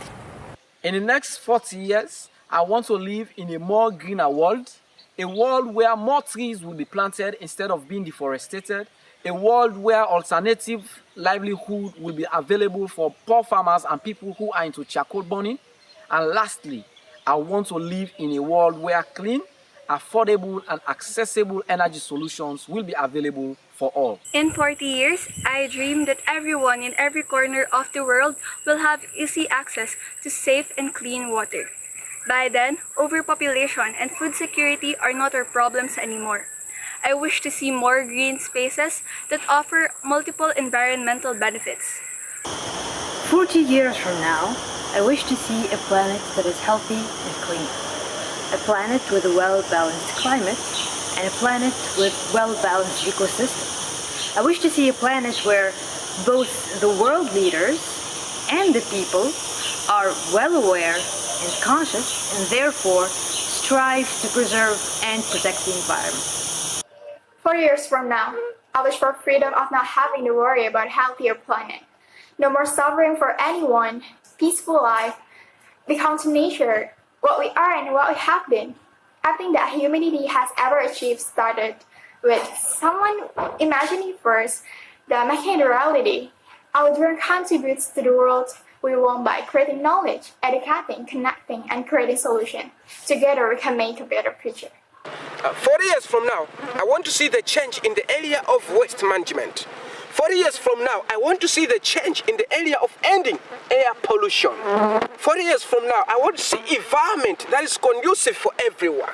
Coming up with innovative intervention that is going to end this poor waste management. I want to see the future of zero waste.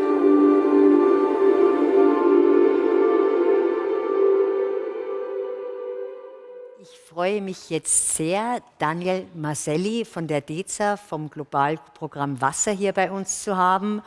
Und Daniel, du hast ein konkretes Beispiel für eine gute Zusammenarbeit zwischen der DEZA und der Jugend. Könntest du das erklären?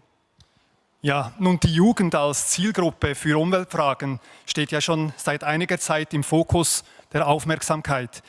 Die DEZA engagiert sich ja auch schon länger, um die Stimme der Jugend in Umweltfragen zu verstärken. Der Weltrekord der größten Postkarte mit über 125.000 Klimabotschaften von Jugendlichen aus der ganzen Welt auf dem Aletsch-Gletscher 2018 war diesbezüglich ein Meilenstein. Kurz darauf hat ja Greta Thunberg dann ihren Auftritt an der Klimakonferenz in Polen.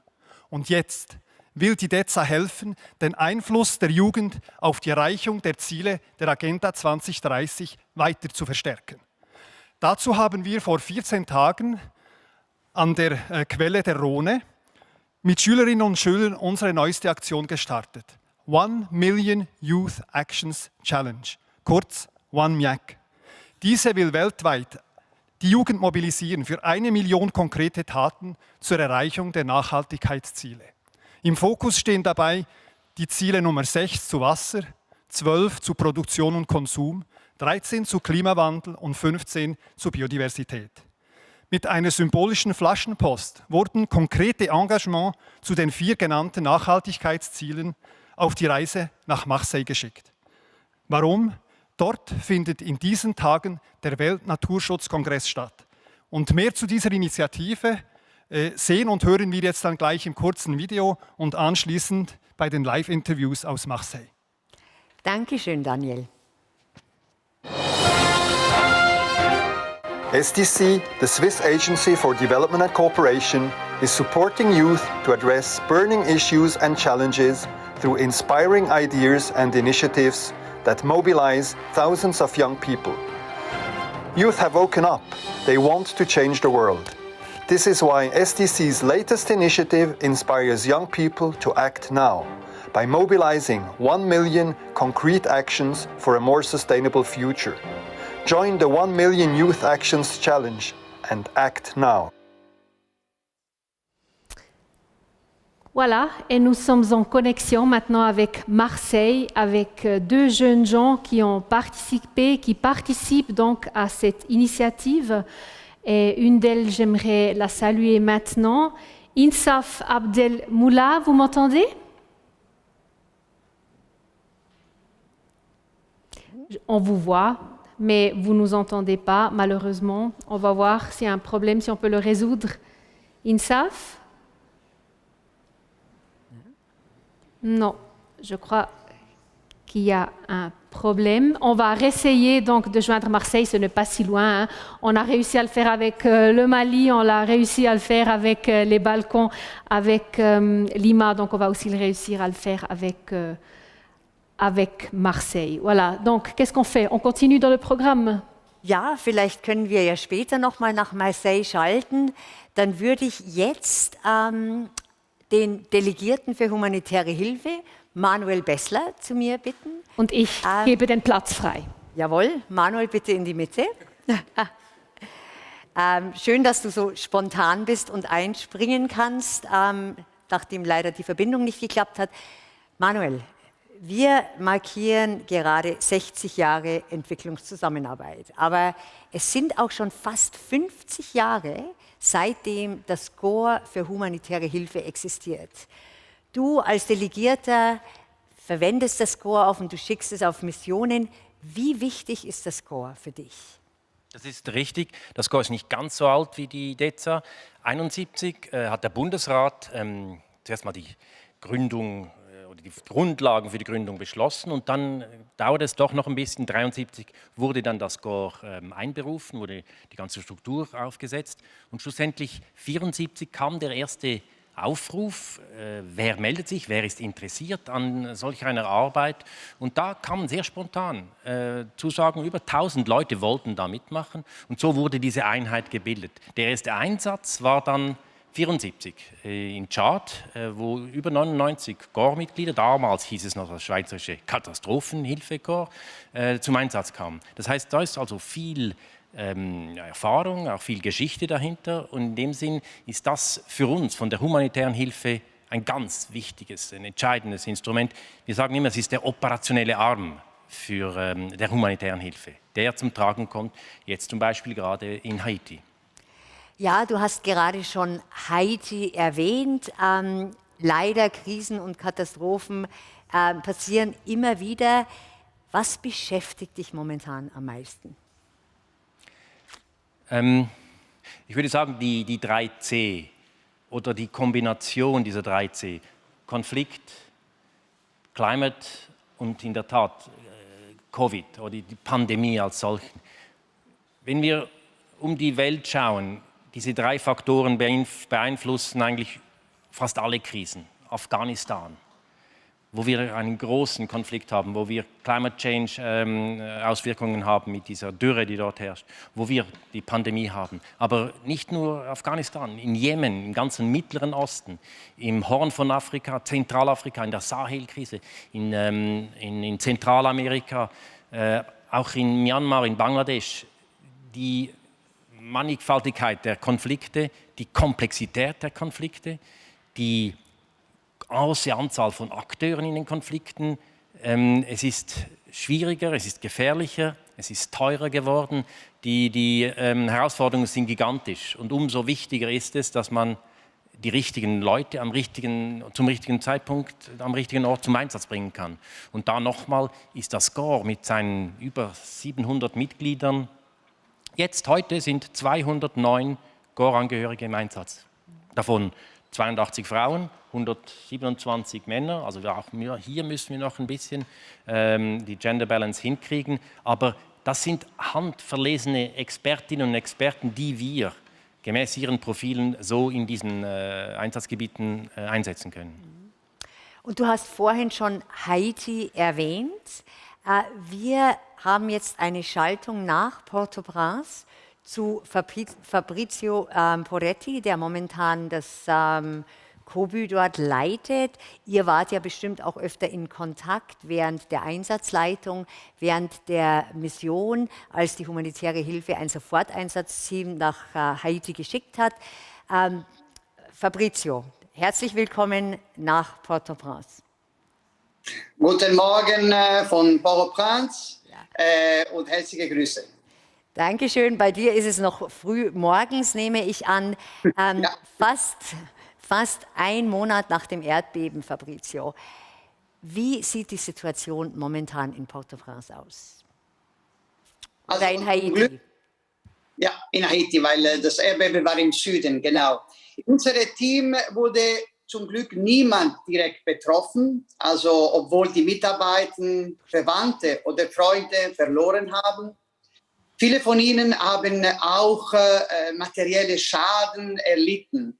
Und wir haben eben deswegen Soforthilfe gegeben und Psychologen dort geschickt. Das ist für uns wichtig, die lokale Angestellten und die Schweizer, auch die dort arbeiten, zu unterstützen. In Port-au-Prince im Moment ist die Kriminalität ein Thema, die uns sehr besorgt, weil die Gangs verhindert das Transit der Hilfsgüter im Süden. Es gibt lange Stauen auch an der Tankstelle, das heißt, die Gangs, die bewaffneten Gangs, blockieren eigentlich die Lieferung im ganzen Land. Und im Süden ist es noch schwieriger, Benzin zu bekommen. Und wir können es eben die Hilfsgüter, die so wichtig sind für die Bevölkerung, nicht verteilen oder nicht, wie wir würden gern verteilen. Allgemein, aber trotz im Süden ist und in den urbanen Zentren besonders die Lage langsam beruhigt. Also die Bevölkerung ist wieder zurück in ihre Aktivitäten, die Märkte sind fast normal, sagen wir so, und einige Leute schlafen wenn möglich wieder zu Hause. Zum Glück funktionieren auch wieder einige Spitäler, aber sie sind mit vielen Patienten überfüllt. Fabrizio, schön dich zu sehen, jetzt wiederzusehen. Gestern kamen die letzten Mitglieder des SET, des Soforteinsatzteams der humanitären Hilfe zurück. Vielleicht kannst du als jemand, der vor Ort ist, der das Land kennt, die Herausforderungen gut kennt, 2, 3 Beispiele geben vom Added Value, von dem Mehrwert, den die humanitäre Hilfe hier leisten konnte. Was war für dich als Verantwortlicher dieses Landes entscheidend mit der Unterstützung oder durch die Unterstützung der humanitären Hilfe? Also die Schweiz allgemein, denke ich, und die humanitäre Hilfe hat einen enormen Vorteil. Wir sind nicht nur hier in der Hauptstadt, wie du gesagt hast, aber wir haben eben 2 Ohren gerade im Feld, in unsere 2 Projektbüros. Die 2 Büros, sie machen eine hervorragende Arbeit, aber sie haben auch gute Kontakte mit lokalen Behörden und Partnern. Sie führen seit 2 Jahren eben Wiederaufbauprogramme und Disaster Risk Reduction in der Region. Und das ist alles mit den lokalen Behörden auch zusammen implementiert. Als Resultat, wie du gesagt hast, also wir könnten während den Erdbeben und den tropischen Sturm Grace die 300 Häuser und die 4 Gemeinschaftsunterkünfte überprüfen und die sind alle da und die haben Leute geschützt. Dank eben diese 2 Büros könnten wir Material vorpositionieren, also 2 Wasserreservoirs und ungefähr 3700 Wasserfeste planen. Und mit dem Soforteinsatzteam können wir schneller arbeiten. Andere Ländesvertreter, wie du weißt, und die UNO-Systeme sind immer positiv von unserem effizienten Einsatz erstaunt. Also das ist wirklich da. Jetzt, wie du das mich gefragt hast, unsere Priorität ist, diese abgelehnte Bergdörfer Hilfe zu leisten. Die Hilfe ist dort nicht angekommen. Und dank unserer lokalen Kontakte und Behörden versuchen wir wirklich mit Mofa, mit Maultiere, diese schwer betroffene Bevölkerung zu erreichen. Danke dir vielmals. Vielleicht noch eine Frage. Und jetzt? Das Soforteinsatzteam ist abgezogen. Was bleibt? Wie sehen die 2, 3 nächsten Monate aus? Vor allem für die betroffenen Leute im Süden. Also wir haben hier auch, also Haiti ist ein Prioritätsland für uns. Also wir arbeiten ganz eng mit den Zusammenarbeit, humanitäre Hilfe, unsere Partner.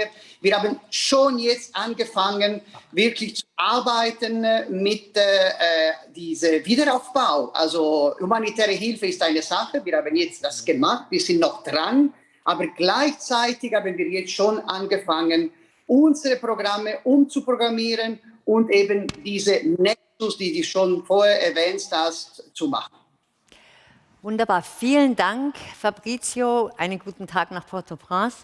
In der Zwischenzeit ist Deepak Elmer hier reingekommen. Deepak Elmer ist bei der DEZA zuständig für die Entwicklungsprogramme und er war zum ersten Mal bei einem SET-Team dabei. Deepak, wie war das für dich? Wahrscheinlich eine ganz neue Erfahrung. Auf jeden Fall. Vielen Dank für die Frage, Billy. Also ich möchte zuerst sagen, es war für mich ein absolutes Privileg, dass ich selber mit anpacken durfte beim Soforteinsatz der Schweiz in Haiti. Es ist ein Land, das mir sehr am Herzen liegt und ich kann diese Erfahrung allen empfehlen, falls sich die Chance präsentiert. Was mich am meisten beeindruckt hat, ist die Art und Weise, wie der Soforteinsatz funktioniert. Es ist eine andere Art, es sind andere Prozesse, vielleicht weniger tief, als ich mir es gewohnt bin von der Entwicklungszusammenarbeit, aber es geht vor allem darum, schnelle und lebensrettende Resultate zu erzielen. Und was mich auch beeindruckt hat, ist, dass alle Aktivitäten von Beginn an mit den lokalen Akteuren koordiniert und umgesetzt wurden. Ich glaube, das ist meine persönliche Beobachtung, dass der relativ schlanke Aufbau eines Soforteinsatzes und die zeitliche Begrenzung das Bewusstsein dafür fördert, dass die lokalen Akteure schlussendlich verantwortlich sein werden, auch für die Weiterführung der Aktivitäten. Und last but not least, ich möchte sagen, der Teamgeist war wirklich super. Es haben alle am gleichen Strick gezogen, egal ob man jetzt von der humanitären Hilfe aus dem Corps oder von der Entwicklungszusammenarbeit kam, wie ich selber. Wunderschön, danke. Manuel, du hättest, glaube ich, noch eine Frage an Deepak. Bezüglich natürlich die verschiedenen Instrumente und die jetzt hier während dem Soforteinsatz zum Zug kamen, wie sieht denn jetzt auch von der Zentrale aus die Weiterführung aus? Also was wird mitgenommen und was wird wie weitergeführt, auch aus dieser Soforteinsatzaktion? Ja, danke. Also ich möchte vielleicht beginnen damit, dass die Erfahrung in Haiti hat mir jetzt auch persönlich gezeigt, oder, dass wir als Gesamt-DEZA schneller handeln können, wenn wir die gesamten Instrumente einsetzen und somit auch keine große Lücke entsteht zwischen der Phase der Soforthilfe und den mittel- bis langfristigen Entwicklungsmaßnahmen, die anschließend folgen. Und somit wird auch schlussendlich die Wirksamkeit der Schweizer Hilfe erhöht. Und ich gebe ein konkretes Beispiel, das nach einer gefragt, wie es weitergeht. Ich gebe das Beispiel Wasser. Das Erdbeben hat in vielen Gemeinden die Trinkwasserleitungen zerstört und in der Soforthilfe wurde eine Notversorgung sichergestellt mit sauberem Trinkwasser, mit temporären Wassertanks oder Wasserreservoiren. Und da wir jetzt vor Ort selber schon ein gemischtes Team waren, konnten wir bereits vor Ort planen, wie es weitergehen soll. Und wir haben dann entschieden, dass ein bilaterales Projekt, der DEZA, das bereits vor Ort existiert, diese Aktivitäten nahtlos weiterführen wird. Also zuerst kommt die Rehabilitierung der Wasserversorgung in diesen Gebieten, so wie es vorher war.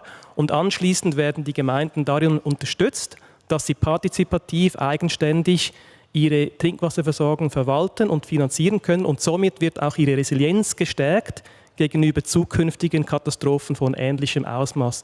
Und somit werden wir nach 18, vielleicht 24 Monaten nicht nur sicherstellen, dass die Gemeinden und die betroffenen Menschen weiterhin von sauberem Trinkwasser profitieren, sondern vor allem auch von nachhaltig verbesserter Lebensqualität.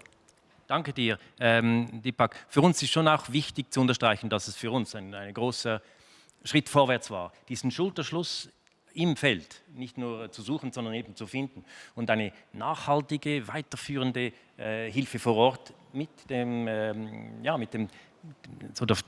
Nexus auszurollen und hier hoffentlich etwas hinzustellen, das auch bleibt. Danke dir. Vielen Dank, Deepak. Manuel, wenn du noch kurz bleibst, wir haben ein paar Fragen von Slido, von unseren Zuschauern, und zwar Frage Nummer 1. Die Zukunft der internationalen Zusammenarbeit und humanitären Hilfe besteht in der Stärkung lokaler Akteure und Leadership. Ist die DEZA dafür gerüstet? Wir haben es gerade gehört, wie wichtig es ist, nicht einfach einzufliegen, ein bisschen was zu machen und wieder abzuheben, sondern eben was mit den lokalen Akteuren zusammenzuarbeiten.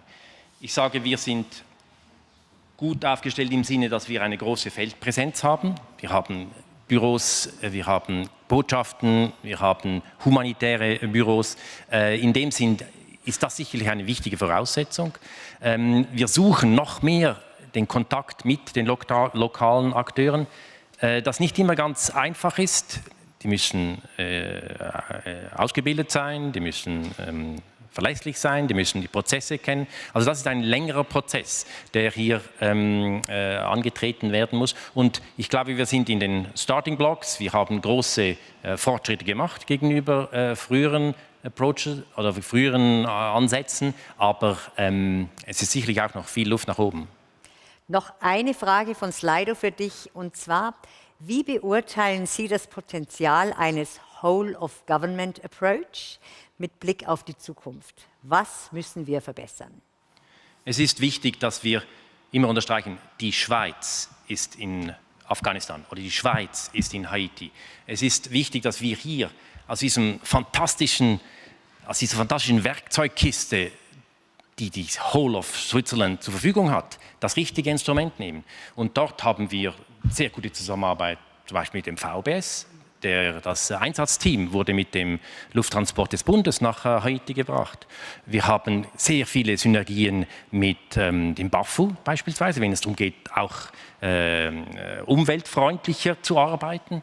Wir haben viele Interaktionen mit dem BAPS, mit dem Bundesamt für Bevölkerungsschutz. Also es ist auch hier sicherlich besser, einiges besser. Diese Silos werden abgebaut, aber es ist auch hier sicherlich noch mehr zu machen, damit wir diese Instrumente richtig anwenden und so eben auch die Effektivität und die Effizienz wirklich auf den Boden bringen. Vielen herzlichen Dank, Manuel. Schön, dass du so schnell eingesprungen bist, denn ich höre, unsere Leitung nach Marseille steht. Insaf und Clive, can you hear us? Yes, we can hear you. C'est parfait, cette fois ça marche. Bienvenue Insaf Abdelmoula and hello Clyde. Insaf, vous êtes étudiante en médecine en Tunisie, vous avez participé à Marseille, donc dans cette réunion de ces jeunes gens.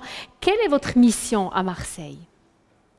Donc, en fait, on m'a invitée à Marseille et ma mission, tout d'abord, c'est de représenter la jeunesse, c'est de transmettre la voix de la jeunesse et bien évidemment, c'est aussi pour représenter le défi One Milliac et pour inciter les jeunes présents ici à Marseille à nous rejoindre. Donc, vous avez eu beaucoup de contacts avec d'autres jeunes de tout le monde. Hein. Vous avez parlé, vous avez eu des débats. C'était vraiment quelque chose de très entreprenant, je crois. Maintenant, de retour en Tunisie, qu'allez-vous faire pour mobiliser des jeunes à contribuer à l'initiative One Milliac? One Milliac, oui. Donc, en fait, en retournant à la Tunisie, je vais principalement utiliser les réseaux sociaux pour inciter les jeunes à rejoindre One Milliac, pour agir, pour prendre des actions concrètes qui couvrent 4 objets de développement durable. Merci beaucoup, Insaf, et très bonne chance. Et maintenant, il y a aussi Kelabili. Hello, Clive. Hello. Hello. So, my question is, as a human rights activist, what have you learned, during your time in Marseille? How can it help your work? Personally, as a human rights activist and environmentalist, I feel that matter of social justice directly links to conservation, because if we want to conserve life, we have to conserve the planet by planting trees and such actions that amount to global action and attention in saving the future. So as a human rights activist, I feel there is much that is supposed to be done in terms of environmental conservation, because we cannot advance social justice without advocating for environmental justice and human rights. And what do you take home from Marseille to Kenya after the event? How can you mobilize young people to help? Yes, I'm going to work with young people because from the Congress, I've been in a position to interact with people from different places. They have different minds and thoughts to worldview. But since we all are experiencing same global challenges, it's critical for me to talk to my people in the grassroots on how multilateral framework works in terms of mitigation of challenges. And also I have learned and prepared a few studies and trainings that I'm going to do with young people, because we want to amplify the 1 Million Youth Action Challenge and in our grassroots, because we are all affected by the existing global challenges like climate change, ecological infringement. So the 1 Million Youth Action Challenge acts as a footprint and a roadmap for us to work together in advancing the global actions that we need to do. Thank you very much to both of you, and good luck with your work and mobilizing more people for this. Thank you very much. Bonne chance, Insaf. Goodbye, Clive. Merci. Bye. Oui, et nous avons avec nous maintenant de nouveau la directrice Patricia Danzi. Donc, vous étiez aussi à Marseille, je crois. Hein. Qu'est-ce que vous avez pris avec vous de toute cette initiative? Oui, non, c'était une belle expérience, surtout avec les jeunes, les 2 collègues. Je les ai vus sur place et puis ils m'ont beaucoup impressionné. Ils m'ont aussi renforcé dans les idées qu'on peut amener de Marseille à Berne, mais surtout la jeunesse, puisqu'il est le futur pour nous tous. Et puis ça fait toujours plaisir de travailler avec, c'est vivant et puis j'aime bien. Alors, il y a eu beaucoup de questions pour vous qui sont rentrées par Slido. On va essayer un peu de les comment dire, sammeln pour avoir un peu des réponses qui donnent en fait des réponses à des questions qui ont été posées. Premièrement, il y a eu le mot Digitalisierung, qu'est-ce que ça veut dire pour la SDC? DDC, qu'est-ce que vous voulez, où voulez-vous aller avec la digitalisation? Voilà. Alors, la digitalisation, évidemment, il y a plusieurs défis avec ça. D'abord, dans nos propres programmes, comment on est plus connecté avec nos différents systèmes, mais surtout, quand on fait le planning, on l'a vu dans plusieurs des vidéos qu'on avait vues sur l'écran, on peut dire de la révolution digitale, on peut vraiment l'appeler comme ça, parce qu'aujourd'hui, pour nous, le défi, c'est de connecter tout le monde dans les endroits qui sont reculés pour que tout le monde aille sa carte d'identité. L'exemple du Mali qu'on a eu, il y a des belles exemples des villes de l'Ukraine et ailleurs. Aujourd'hui, il y a beaucoup de pays qui ont la chance d'avoir fait le saut. Disons, on avait tous en tête le téléphone, les lignes téléphoniques et puis le téléphone mobile. Et avec la digitalisation, il y a beaucoup de défis, mais aussi beaucoup d'opportunités pour faire ce saut, pour connecter notamment les communes, mais aussi les communautés qui sont reculées. Es gibt auch eine Frage zu Evaluationen. Wie viel weiß man über den langfristigen Nutzen von DEZA-Projekten? Gibt es entsprechende Evaluationen, zum Beispiel 10, 20, 30 Jahre nach Projektende? Also zu den Evaluationen, wir machen davon sehr viele. Es gibt interne und externe Evaluationen. Ungefähr 60 bis 80 Projekte. Wir haben einige 100 Projekte natürlich, also 60 bis 80 Projekte pro Jahr werden evaluiert und dann gibt es auch Peer Reviews, das heißt von anderen Development Agencies kommen sie nach Bern oder gehen sie ins Feld und schauen uns an. Wie sind wir aufgestellt, was machen wir und ist es wirksam? Wir haben da die Lessons learned danach und es gibt auch Sachen, die gehen schief. Das muss man zugeben, wir sind in fragilen Kontexten, da läuft nicht immer alles so, wie wir es uns wünschen.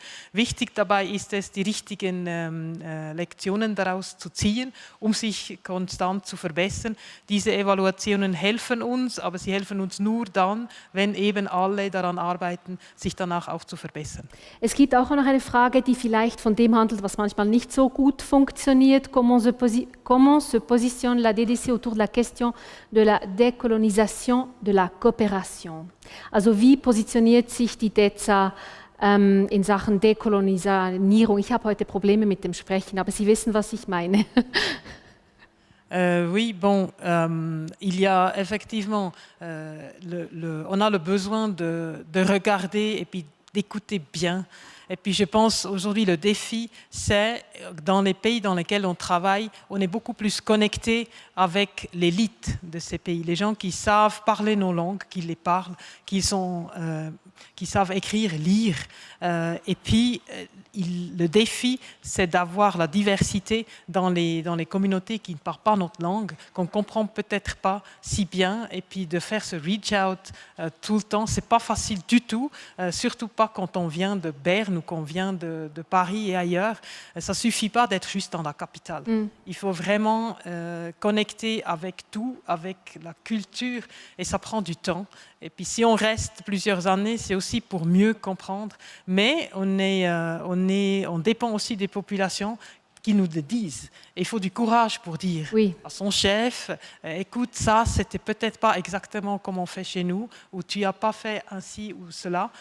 Mais ce courage, il faut l'avoir pour que nous ayons la possibilité de faire mieux. Une dernière question toute courte. Vous êtes la directrice, on a vu les 60 ans qui ont passé, maintenant on regarde les 60 ans qui vont venir. Je pense que dans 60 ans, vous ne serez plus directrice, mais comment voyez-vous ça? Comment la direction doit évoluer? Oui, dans 60 ans, j'espère qu'il y a eu beaucoup de directrices et directeurs qui m'ont succédé. J'espère que la coopération internationale soit plus jeune, peut-être plus diverse. Il y a d'autres pays qui nous joignent dans l'effort, des pays des autres continents. Aujourd'hui, c'est très, très focalisé sur le nord. Il y a beaucoup d'initiatives au sud aussi. Il y a des principes de coopération qui soient respectés. Et j'espère surtout que les jeunes qu'on a entendus peuvent dire qu'ils nous ont lancé le défi.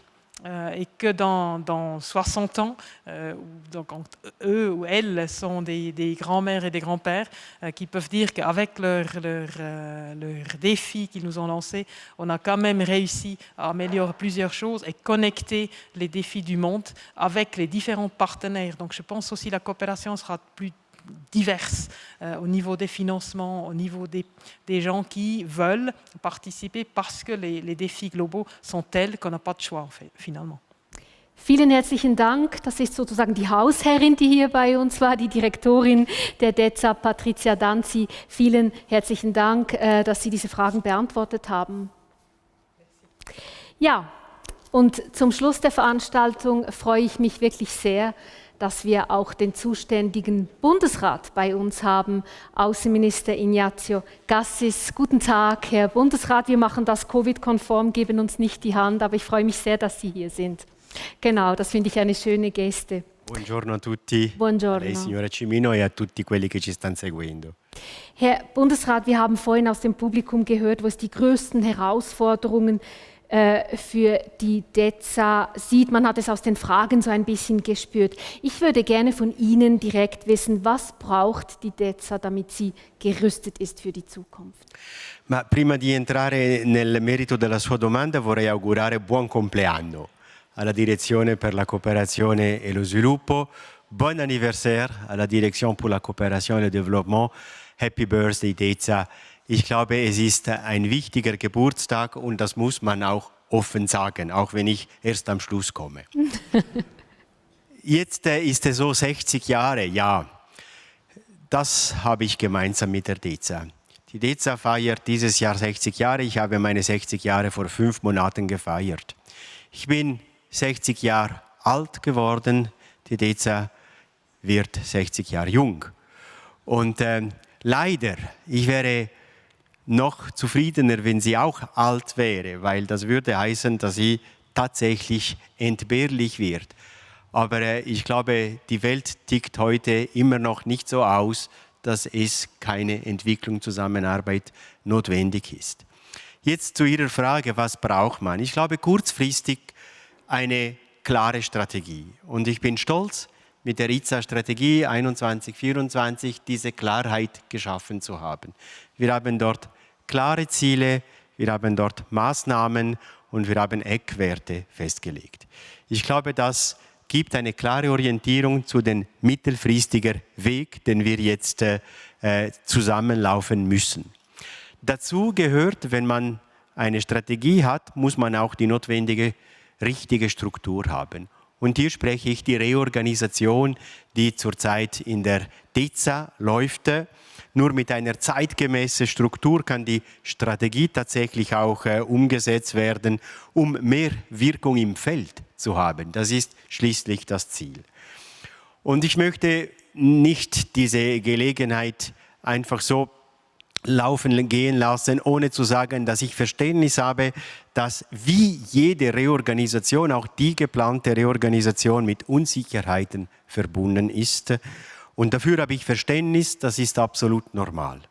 Ich erwarte von der DEZA-Direktion einen klaren, einen inklusiven Prozess, der die offenen Fragen so schnell wie möglich klärt und dass wir wirklich auch diese Reorganisation bald beenden.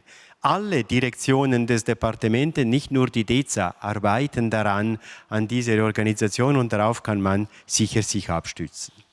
Mittel- und langfristig, wie gesagt, ist es heute, zum heutigen Zeitpunkt leider nicht möglich zu sagen, die DEZA wird irgendwann entbehrlich. Leider ist die Welt immer noch nicht so, dass wir uns hoffen können, dass es keine Kriege, keine Naturkatastrophen und keine sonstige Schwierigkeiten, die eine internationale Zusammenarbeit benötigen. Und damit meine ich die 3 Säulen, die humanitäre Hilfe, die Entwicklungszusammenarbeit und vergessen wir es nicht, die Friedensförderung, wo wir auch sehr tätig sind. Und dazu kommen aber neu, und das war jetzt eine der letzten Fragen an die Hausherrin, ich musste lachen wegen diesem Namen, weil in Italienisch tönt es etwas komisch, aber Wie sagt man es auf Italienisch? La Capa. La Capa.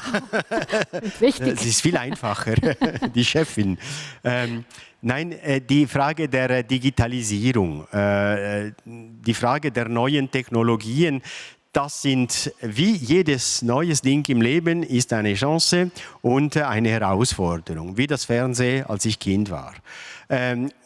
Ich glaube, die Digitalisierung, neben dem, was bereits gesagt worden ist, bringt uns neue mächtigen Instrumente. Also ich denke einfach stichwortmäßig an Tech for Good, alles, was wir in der humanitären Hilfe machen. Ich sehe Herr Bessler da vor mich und also wenn ich jetzt sehe, dass Drohnen einen Flüchtlingslager planen, damit es künftig bereits daraus eine Stadt entsteht, dann ist das die Digitalisierung.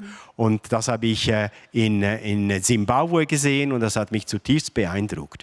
Oder die künstliche Intelligenz, also Algorithmen, die uns helfen, repetitive Arbeit bestmöglich und effizient zu machen. Das ist alles Digitalisierung, neben den betriebsinterne Digitalisierung, die uns erlaubt, zum Beispiel diese 60-jährige Geburtstag virtuell zu feiern. Das ist auch Digitalisierung. Wenn wir Sie schon da haben, und das ist wirklich gut, weil momentan schaut die Welt nach Afghanistan. Ganz viel passiert dort. Wenn wir Sie schon da haben, möchte ich Sie fragen, was tut die Schweiz aktuell, um vor Ort in Afghanistan zu helfen? Der Bundesrat hat hierzu eine dreiphasige Strategie entschieden. In der ersten Phase ging es darum, das Kooperationsbüro kurzfristig und vorübergehend zu schließen, weil die Sicherheitslage ungenügend gut war. Und Folge davon war, unser Schweizer Personal sofort in die Schweiz zurückzuholen und das lokale Personal, Ortskräfte, wie die Deutschen, habe ich gelernt, sie das nennen, sie zu evakuieren, samt ihrer Familie. Und das haben wir erfolgreich hinter uns gebracht. Das sind etwa 250 Menschen, die heute in der Schweiz in Sicherheit sind. Und das sind unsere Mitarbeiterinnen und Mitarbeiter. Und darauf bin ich stolz und der Bundesrat ebenfalls. Die zweite Phase ist Hilfe vor Ort. Das, was wir von Syrien, von der Katastrophe und von der Flüchtlingsströmungen dort gelernt haben, ist, dass wir uns viel zu wenig mit den Nachbarländern beschäftigt haben. Und diesen Fehler wollen wir jetzt nicht nochmal machen. Das heißt, der Bundesrat hat beispielsweise gestern eine Aufstockung von etwas mehr als 30 Millionen für die humanitäre Hilfe, damit wir Hilfe vor Ort, sei es Ernährung, Gesundheit, Shelter oder egal was, einfach was es braucht, damit diese Leute, die jetzt intern Vertriebene sind, auch noch betreut werden können. Das ist die zweite Phase. Und mit diesem Geld können wir auch natürlich die Summe, die für 2022 vorgesehen ist, 27 Millionen Franken, komplettieren, ergänzen, damit wir tatsächlich also für unsere 8,5 Millionen Bevölkerung ein guter Donor sind. Also ich werde mit selbstbewusster und mit hohen Blick nach Genf in die Afghanistan-Konferenz gehen können am Montag, damit andere Länder auch sich bewegen können. Und das kann ich vorangehen mit dem guten Beispiel, das der Bundesrat auf unseren Antrag gestern entschieden hat. Dann geht es darum zu sehen, wie es dann die Reise weitergeht. Wie entwickelt sich die Situation in Afghanistan? Wie wird diese Regierung, diese Taliban-Regierung tatsächlich sein? Das ist viel zu früh, um zu sagen, genau ist es viel zu früh, um zu sagen, wann können wir wieder eröffnen, unsere Vertretung in Kabul.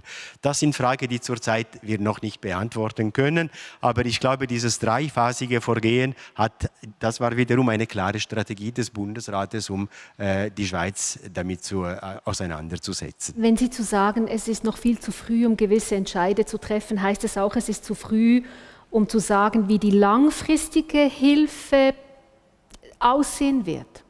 Genau.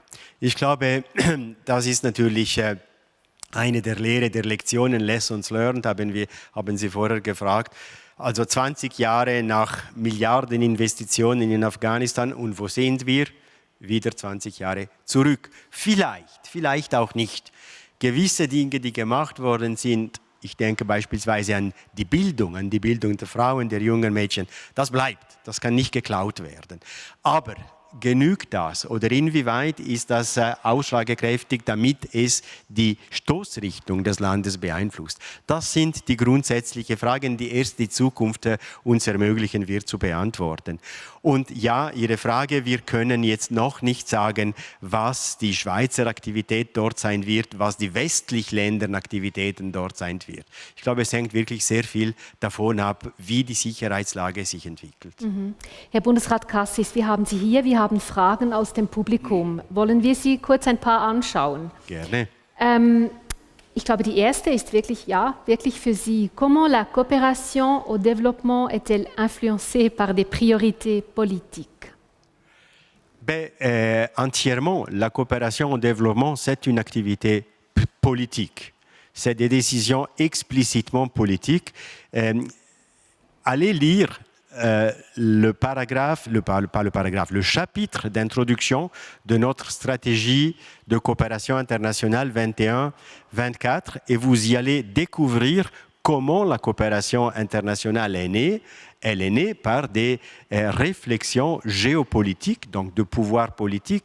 Rien n'est pas politique, rien n'est aussi politique que la coopération internationale, vu qu'on utilise des gens, du citoyen, sans lui demander la permission. Chaque fois, on la demande une fois, on fait une loi, et puis pendant des générations, on le fait. Donc, c'est une volonté politique de s'engager dans le monde, non pas de manière désintéressée, puisqu'un monde qui se porte bien, qui est sûr, dans lequel on peut se parler et faire des affaires, c'est un monde qui est dans l'intérêt de tout citoyen de la planète. Donc, c'est exactement ça, ce qui a mené la Suisse aussi, il y a 60 ans, à s'engager dans ce chemin. Donc en fait, ça veut aussi dire qu'en fait, il n'y a pas de thèmes qui n'ont pas aussi un aspect politique, en fait. Tout à fait. La politique, c'est par définition du mot ce qui intéresse madame et monsieur tout le monde. Donc c'est exactement la volonté des peuples qui se reflète dans cet instrument. Nous avons toute une série d'autres instruments de la politique. Ça, c'est un des instruments de la politique. On investit de l'argent pour un monde plus sûr, plus stable, dans lequel la souffrance est réduite. Nous ne sommes pas masochistes. En général, nous cherchons de trouver des voies, des chemins pour éviter la souffrance. Encore une question. How do you see the Swiss international cooperation in 2050? Donc dans, 29 ans, je crois. Oui, les maths, c'était jamais mon fort. Si j'avais la capacité de prévoir le futur, je crois que j'aurais déjà changé bien de choses dans le monde. On ne le sait pas. Ce que j'ai dit au départ, c'est que, hélas, quand on a commencé ce voyage après la Deuxième Guerre mondiale avec une espèce de plan Marshall pour les pays pauvres qui souffraient, la faim, l'insécurité, etc., je n'imagine pas qu'on aurait pu imaginer que 60 ans plus tard, on serait encore en plein milieu de ces activités. L'idée était de résoudre le problème et donc que l'aide au développement ne soit plus nécessaire. Malheureusement, on voit que l'évolution de la planète n'est pas celle que de manière optimistique on aurait pu imaginer. Donc je crains que malheureusement, dans 30 ans, on aura encore besoin de l'aide au développement, de l'aide humanitaire et de la promotion de la paix. Noch kurz eine letzte Frage, die mich wirklich persönlich auch interessiert. Es war ja eine spezielle Zeit, die letzten 1,5 Jahre. Sie waren als Außenminister trotzdem unterwegs. Was hat Sie so am meisten beeindruckt bei Ihren Reisen, auch in die Gebiete? Ja, es ist tatsächlich so, dass wenn man unterwegs ist, ändert sich der Blickwinkel. Hier in Bern, Sie haben ja auch meine Antworten gehört. Ich bin Bundesrat, ich gebe Ihnen auch die Antworten, die der Gesamtbundesrat gibt für diese, also es geht um Kredite, es geht um Investitionen, um grobe Ziele und so weiter. Das ist alles ziemlich theoretisch. Wenn man dann selber reist, vor Ort sieht, was mit diesem Geld tatsächlich passiert, dann und wie die Bevölkerung auch mit diesem Geld umgeht und wie das breit unterstützt ist, was wir tun, wie viele innovative Projekte wir auch auf dem Feld haben, dann bin ich immer wieder beeindruckt. Ich habe von diesen Drohnen jetzt bei der humanitären Hilfe gesprochen. Ich könnte von Mali sprechen. Ich durfte Bamako besuchen und die DEZA-Projekte südlich des Mali. Ich war zutiefst beeindruckt, wie man beispielsweise den Bauern hilft, mehr Milch zu produzieren, indem die Kühe anders betreut und behandelt und inseminiert werden. Oder das sind Dinge, die wir auch durchgemacht haben, aber einfach vor 60, 70, 80 Jahren marktgetrieben. Und sie sind leider in einer Entwicklung, wo der Markt nicht die Rolle spielt, die es bei uns gespielt hatte, sondern sie brauchen da auch noch etwas Hilfe. Die Hoffnung ist, dass natürlich, wenn Sie es mal gelernt haben, die Rahmenbedingungen so stimmen, dass Sie weiterhin dieses Geschäftsmodell und weiter tätig sein können. Ja, also wenn man das sieht, dann hat man eine besondere Betroffenheit, die man durch politische Diskussionen im Parlament, im Bundesrat und so weiter nicht hat. Man bleibt ein bisschen in dieser abstrakten Verwaltungssprache. Vielen herzlichen Dank für Ihren Besuch, dass Sie sich die Zeit genommen haben, auch über Ihre Vision der Entwicklungszusammenarbeit zu sprechen. Vielen herzlichen Dank, Bundesrat Ignazio Cassis. Danke. Grazie a lei, signora Cimino, e grazie a tutte le collaboratrici e tutti i collaboratori della Direzione per la Cooperazione e lo Sviluppo, e tanta forza alla direttrice e al Consiglio di Direzione per il lavoro che è attualmente in corso. Grazie, signora Cimino. Vielen Dank. Ja, Herr Cassis geht, Billy Bierling kommt. Ja, jetzt sind wir schon am Schluss angelangt. Ich möchte jetzt nicht versäumen, noch ein paar Projekte oder Aktionen der DEZA zu erwähnen. Gemeinsam mit dem SECO sucht die DEZA innovative, junge Ideen, junge Leute, die sich für den Umweltschutz einsetzen. Wir haben eine Webseite hier, togetherwe'rebetter.ch, und darum geht es eben um den Schweizer Jugend- und Zukunftspreis. Und wenn Sie, meine jungen Damen und Herren, im Alter von unter 35 Jahren sind... Also wir sind zu alt. Wir beide sind zu alt, ja. Aber wir hoffen, dass es doch viele Menschen draußen gibt, die unter 35 sind und die gute Ideen haben. Wir suchen innovative Ideen. Schaut euch die Webseite an und helft uns dabei, vielleicht den Planeten doch etwas zu heilen. Und dann gibt es noch ein zweites Projekt, und zwar ist die DEZA nun auch in die Welt des Podcasts eingetaucht. Nicoletta. Genau, es gibt ab heute den Podcast A Plus for Humanity, ein Plus für Menschlichkeit. Man findet ihn auf allen gängigen Podcast-Plattformen. Sie sehen hier auch den QR-Code, wo man direkt draufkommt. Wenn Sie jetzt also Ihr Handy zücken und darauf klicken, kommen Sie darauf. Und jeden Monat wird eine Region vorgestellt, was die Schweiz dort genau macht. Und die erste Folge, die ist jetzt aktiv, die ist aufgeschaltet und die spielt in Libanon. Und wir schauen uns an, was in Libanon alles unternommen wurde. Libanon, das ja eine sehr, sehr schwere Zeit hatte und multiple Krisen zu bewältigen hatte. Voilà, ein Podcast, A Plus for Humanity, ein Plus für Menschlichkeit. Ich freue mich drauf. Ich mich auch. Gut, dann sind wir am Ende angekommen. Ich möchte mich recht herzlich bei allen Mitwirkenden bedanken, bei den Menschen auch, die hinter den Kulissen da waren, bei den technischen Herausforderungen, die wir auch hatten.